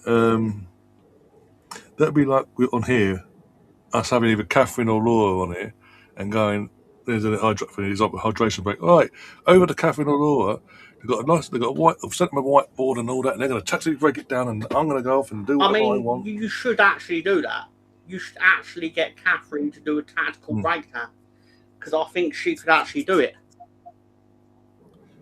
But whilst having the greens, that side of it would be okay. But then, whilst having a green screen of a fucking kitchen, that's where 1-1. Diardo just scored. Emma Diardo just scored.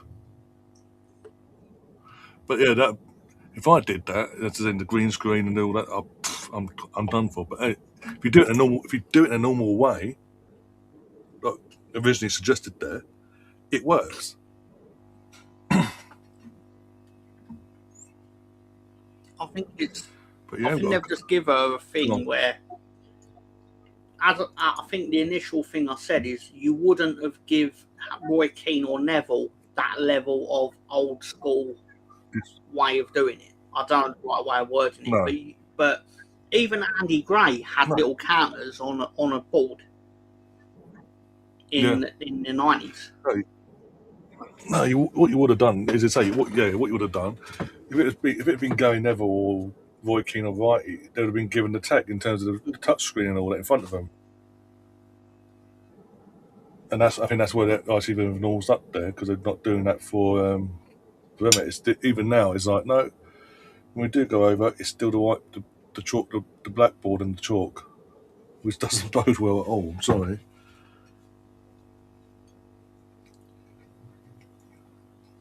I suppose to some degree, though, I feel a bit weird, like, I don't know if weird is the right word, or uncomfortable with, like, whenever, like, someone says something, like, on punditry and they're female and it's not spot on perfect, you just know the internet is going to come for them with their pitchforks. Yeah. And people have opinions, and I know they're paid to have the best opinions, and sometimes people don't. That's the reality of it. I agree with Simon Jordan a lot, but not everything he says is spot on. No.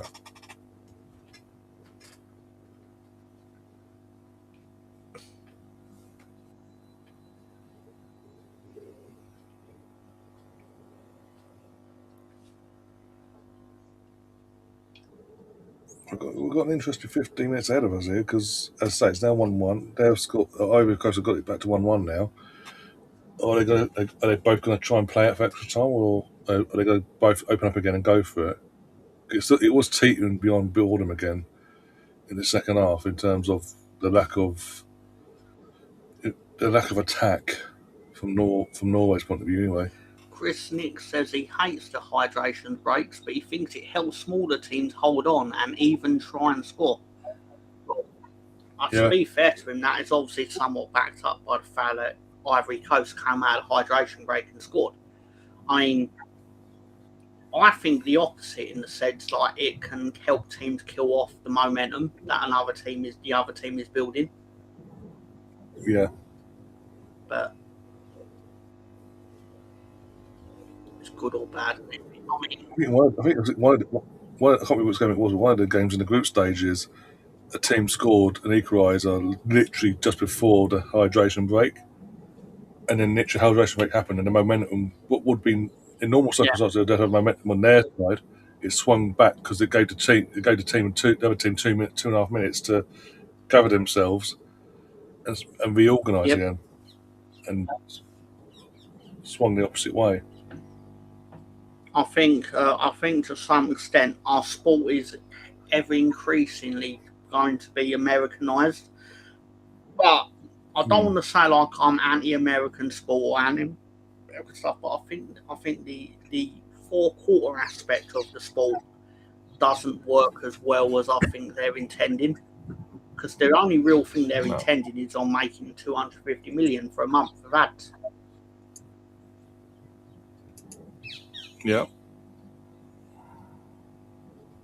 I mean, just look at last season. The fact Premier League-wise started introducing half-time interviews and all that. To be fair, though, I didn't actually see that happen a lot, though. So I didn't see many Leeds games where the half-time interviews actually happened. Yeah, that's the point. Yeah, I think because a lot of people cottoned on straight away, like in terms of the fans are like, no, this ain't for us. It makes no sense because the teams are literally, because it's like half time comes in, they go into the tunnels and straight away they've been cornered into the wherever to have an interview. And it's like that's a moment when you need to be going back into the dressing room with the team, in a good score or whatever, bad score wise, and regroup again. But they've got to waste 2.5. They've got to waste 2 or 3 minutes talking to some random reporter about how they think the first half went. Well, they could be doing that in the dressing room and getting themselves using that 15 minutes wisely to get going again. Because in that while they're doing that, the rest of the team are organising themselves. They come in and they ain't got a clue what's been said while they're not being in that room. I can't remember, Ryan, if it was when Leeds played Forest or when they played Man United, but I remember vividly that they actually interviewed Noah Okafor on sidelines when he had come off. And basically, it was weird because it's like you can tell he's trying to watch the game and answer the questions. Yeah. And I was thinking, what happens if there's actually a goal while he's on camera or while they're interviewing him? Nothing did happen, but still. But generally, I expected every time I saw Leeds on telly it was going to happen. But I didn't feel like it did, but still. Arsenal Misfit says, going for extra time and a shootout brings in too many variables to lose for me. I would try to end it in regulation and would be able to live with whatever happens.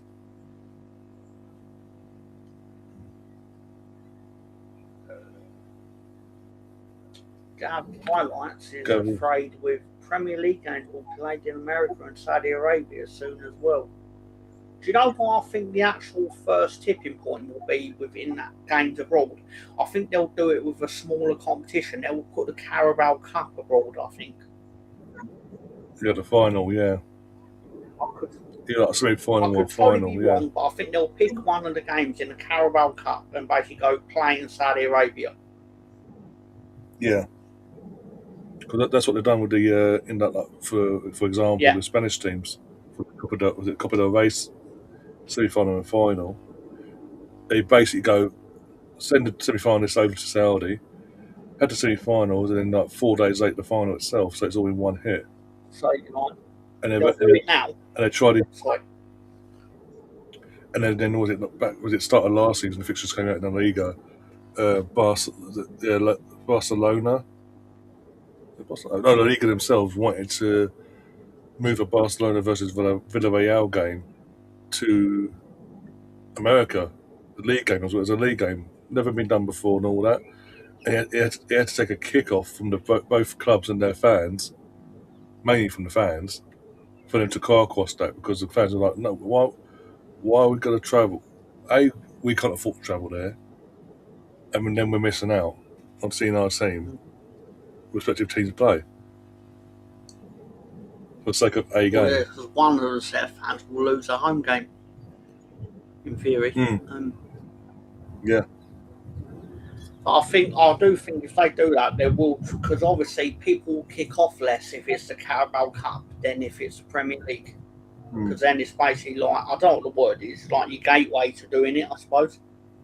It's like the best way to put it. The best example for this, and I don't know if people will remember this, you know, when the Super League all came out, do you realise what was agreed on the weekend that the Super League came out? While everyone was going, oh no, they're cutting everyone out of this Super League, UEFA held a vote for Champions League format, which we've now got. Yeah. But obviously, they got that through because everyone was too busy complaining about the Super League. So to notice the Trojan horse was actually Champions League format, which is actually the thing they really wanted to occur, rather than Super League. Yeah. Arthur Misfit says, have to go, guys. Great chat with you as always. See you tomorrow. Yeah, no, I say tomorrow. England playing tomorrow, so that'd be stressful from my point of view anyway. Even though playing, was it Congo, but still. I'll have to watch that at work tomorrow.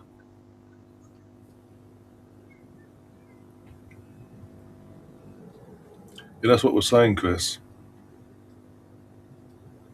Did I say Trojan condom or something?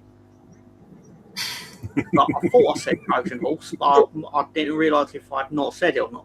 But yeah, basically, like, while everyone was going, oh my God, how dare they make this Super League? How dare Arsenal, Tottenham? I mean, the biggest, weirdest thing is that Tottenham were considered big enough to be a part of it. That's the real mystery in the whole thing, is how are Tottenham considered a Super League club.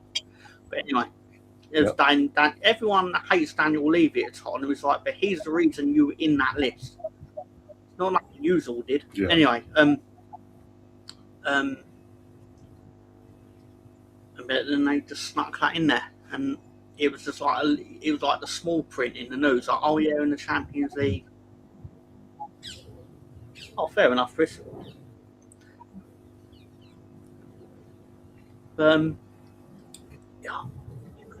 Yeah, and then UEFA made out, look, we don't want you to go. Look, we're publicly, they're like, we didn't want them to go, guys. So this is what we've done to acclimatise. More Champions League matches, which will give you more money.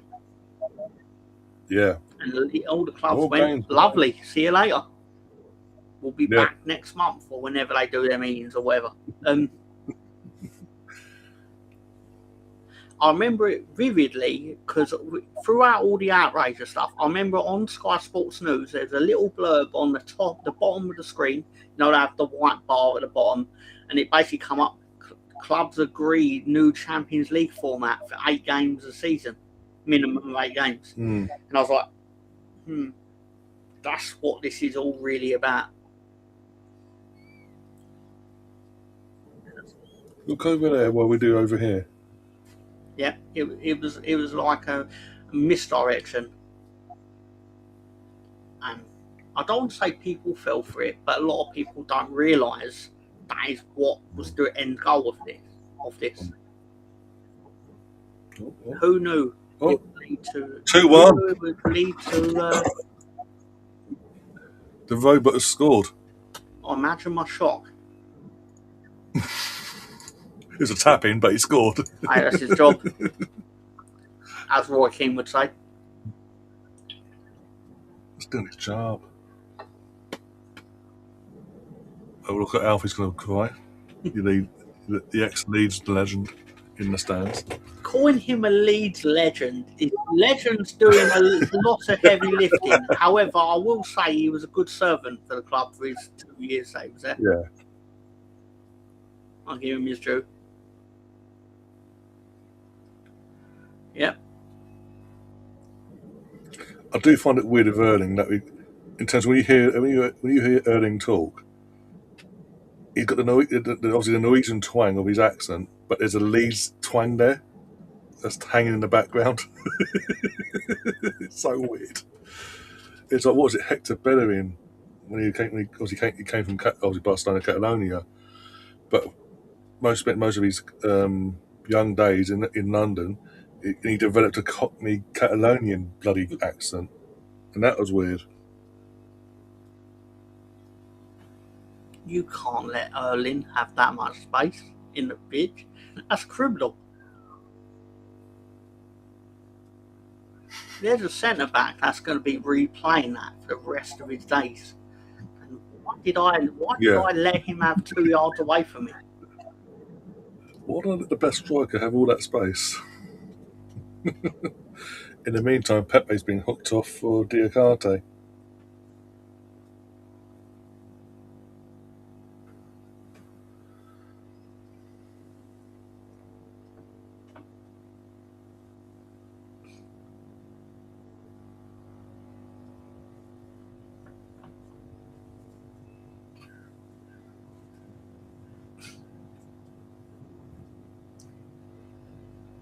His scoring record, though, is like if you use a data edit on Football Manager and give all your strikers 20 finishing.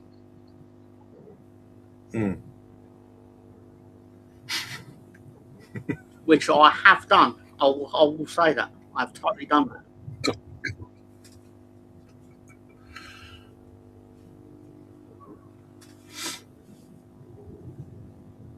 Mr. Tom, I went to Leeds last month. I was really surprised how small Ellen Road looked. Do a lot of fans say that? I was surprised. I suppose it's more because of the reputation of it as a stadium. Like, it's quite ferocious on match days. But obviously we're doing building work now, so was there doing the building work while you were there, Chris?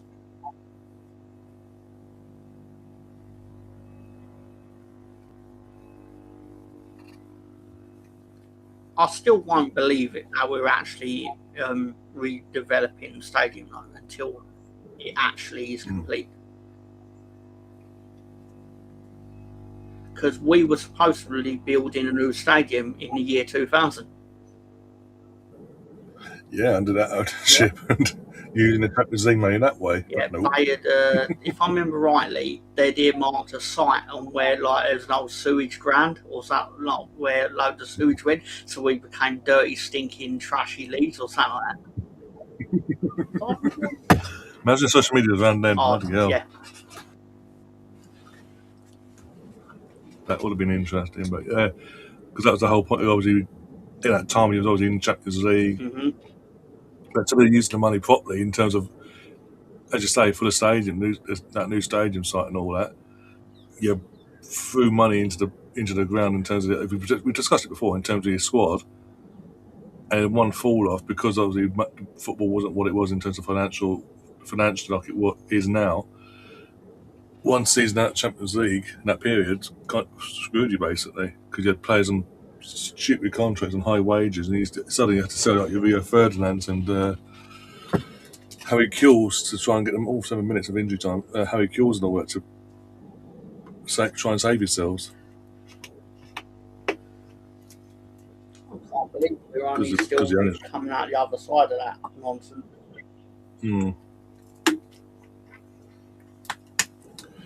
But again, it does show how bad a job that ownership did, and even the people that took over as you're going down in that, was it 2004? Yeah, 2004 you went down. Even that consortium that took over didn't have a clue what they were doing because they went down. When you went down, they had the belief of World we'll go down, but we'll come back. We'll do the comeback bounce straight back up monarchy, and barely invest in the team, and basically it screwed you. Basically, I mean, Dennis Wise. They thought Dennis Wise was a good choice as a football manager or head coach, or whatever. to be fair to him, he was doing a good-ish job when we were in League One. But then he obviously left to become director of football at Newcastle, which I think he himself would admit was a mistake. Yeah. But Oh. but he brought Jermaine Beckford to Leeds, so there's only so much I can say against Dennis Wise. Who's another Irish striker you had as well? David Healy as well. He was the one who scored a hat-trick against Spain, I think. Yeah, that's the one. He was good. He was a good little striker for the Championship, to be fair to him. Although in that era, like that 60 years, we were really going nowhere. The one thing we did kind of get right was we always managed to have that one player that would, if we didn't have him, we would be in League One again. Like we'd always managed to have that 20-goal season striker.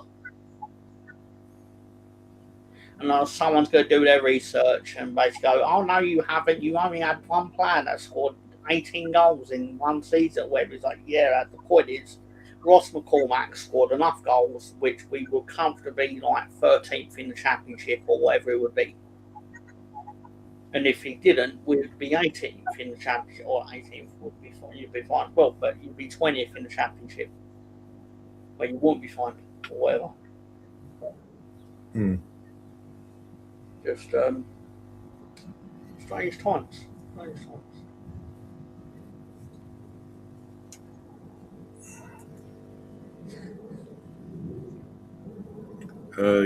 Chris says, there was building work when he went there. I couldn't believe that either, Gav, because Gav had mentioned how he couldn't believe when we bought Robbie Fowler. So I couldn't believe it either, because in hindsight, we didn't need him. We bought him just because we were greedy and we could. And that goes back to what we were saying before in terms of just throwing money because you had the offer, you offered European football.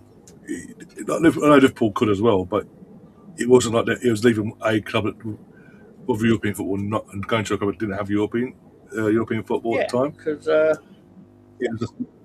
but you had like Mark Viduka, Harry Kewell, Alan Smith, just to throw names out there.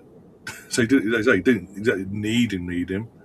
It was just, as I say, stopping anyone else having him, basically, and obviously weakening a rival in terms of Liverpool. We had about 6 strikers that would have got into most teams in the Premier League. I'm not that I'm saying Robbie Fowler would get in most teams in the Premier League at that time, but he probably would have got in most of them, the more you think about it. But it was just it was at the time, in hindsight, you did more damage to Leeds United by buying him. He isn't the sole reason we went into the gut, of course. No. But that sort of logic to buy him, because then what else did you buy that you didn't really need? Allegedly spending £40 a month on goldfish food, for example. For the reception outside Peter Ridsdale's office. How many goldfish did you have to have 40 quid worth of fucking goldfish food every month? I want to see the goldfish. They're probably that's still what I'm alive. saying. They've probably developed superhuman abilities at this point. But...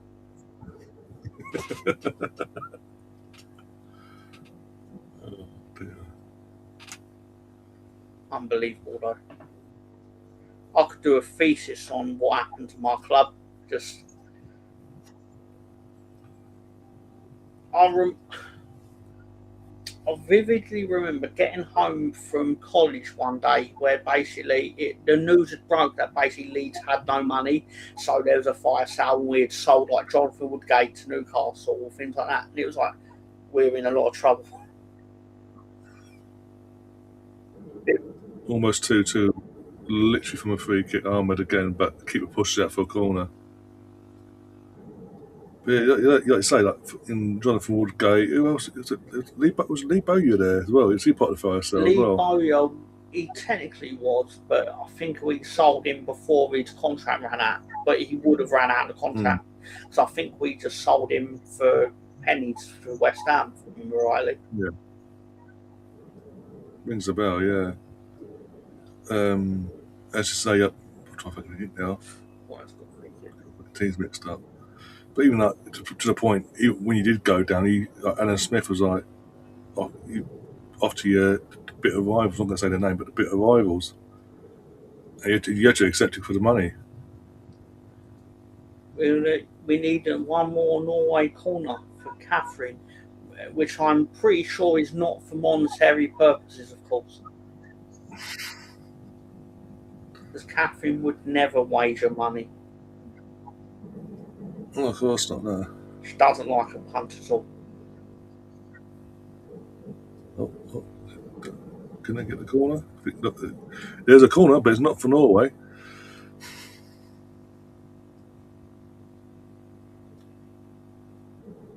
All keepers flying up. They've got the signal now. This is the last attack potentially. Keeper's been told to get his ass into the end zone. Literally. The end zone. Well, they're not far off. I've been part of the advertising board. They're pretty much there, near Fair point. Just thinking more. Is the Ivory Coast fan or is it the Dallas Cowboys? Catherine also needs a Haaland goal, another one.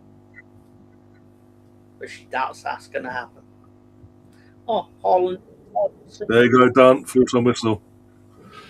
Just gone, full-time whistle. Norway get through 2-1 in the end. Good, again, a good game. I'll give it its due, but it sort of petered out in the second half. But still a good game.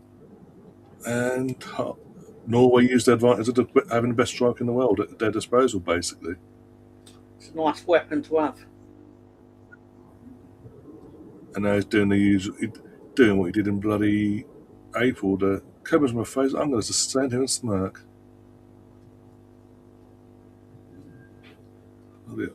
Taking the fact they've got Haaland, when you've got a goalkeeper that famously got away dropping the ball in his own net for Aston Villa back in the pandemic, and you're in a World Cup, what was it, last 16 now? You know, even I think Odegaard got an assist, I think, today as well for the first goal. In case Arsenal Misfit does listen back on this, I forgot the answer to it. But he asked me earlier if Leeds are in for anyone, and it slipped my mind. But Leeds did have a 25 million offer rejected for Shay Charles from Southampton, and I believe Shay Charles might have caused some trauma to Arsenal in the Football Association Cup. That bastard, yeah. Okay, that one. Yeah, go to Leeds so you can play you soon and get our revenge and see who's laughing then. It might be me, because then if he smirks at the camera again, you're going to smirk at this. Yeah. You're going to smirk at this. Hand of Arsenal. Again, within the Arsenal fan base. No, this is a Twitter account that basically everyone's convinced it's someone top in the game, like within the club, linking that, putting that in inside info. You're gonna laugh at this. This is a guy that I famously slagged off when he was your number one. Arsenal have made inquiries about Ian Mislier as a potential replacement for Kepa. Should he leave this summer? We might be upgraded, not downgraded, for fuck's sake. I'd pay you to take him. Oh, nah, he's out of contract. But that last 2-3 years he had at Leeds, I'd have paid you 27 of my pounds so you could have him. But he didn't take my offer. So. I'm hoping that's not true. I'm praying I'll literally have a breakdown. I think if we sign that round-headed fool. Yeah, you literally know my thoughts on that whole situation. So, in terms of that, terms of that goalkeeper. I've never rated him. Never have. He's not even good enough to be. Why? No. Was he worse than Just Ramsden? no. Fucking, it's close. So Oh, my what do you days. make of the game that we were supposedly watching? I mean, we were watching it. I mean, it was a good game. It wasn't great, but it was better. It wasn't the worst game. And obviously, yeah, we ain't going to extra time when it's dealt with. And Norway are happy. Odegaard and Erling go one step further. I don't know who they play next. I don't even care at the moment. But I can find out. I think it's like winner of X. It's winner of that. It's like bloody. I don't know. I think what bit of I don't know. Sorry. No, that's all right. But no. I mean, we're going to see the rowing then. They're going to Ireland's gathering all the staff members over to the Brazil versus Norway next round. Oh my God, Gabriel versus Haaland. Oh, okay. We're definitely covering that then. What could go wrong there? Oh Lord. Yeah. Better than all yesterday's games. Yeah, it's Brazil versus Norway. Bloody hell. Yeah, Brazil versus Norway's going next. Okay. Good luck, Norway. I found a bracket in circular form, and it's excellent. Yeah. Hopefully, when they update it to put Norway into the last 16, then I will steal it. But not bad at all. But no, overall, I initially said 2-1 Norway, so I'm yay on that one. So there you go. Canada versus Morocco. Good luck, Canada, on that one. And Brazil, Norway, the only two fixtures that are confirmed so far. We will have another confirmation between France and Sweden. We'll play Paraguay in the next round as well. And then obviously all the others are coming to play over the next day or two. Yeah, definitely what to say in terms of. Imagine if Sweden beat France. I mean, Steve comes from my point of view. Steve gets home early then. The meltdown will be because everyone's gone. Oh fuck! Because everyone today, especially on like the YouTube and all that. Why are we not? Why is everyone just sort of sitting on the fence? We all know France is going to win it. France is going to win it. I'm like, oh, okay. Well, apparently also got Canada versus Morocco to come up. Yeah. How is Jesse Marsh still in this World Cup? Luck more than anything, let's be honest. I mean, there's nothing I can really say to it other than just sheer shock here, because it's again look at what as I say. It's more down to luck in terms of the group was a group, and obviously by Switzerland, no one really turned up and tested, really went for it in the group, so they always had the chance of getting top two anyway. But the fact that they finished where they finished, and then the knockout game is they're playing South Africa, who just got by the skin of their teeth, got through by the last game.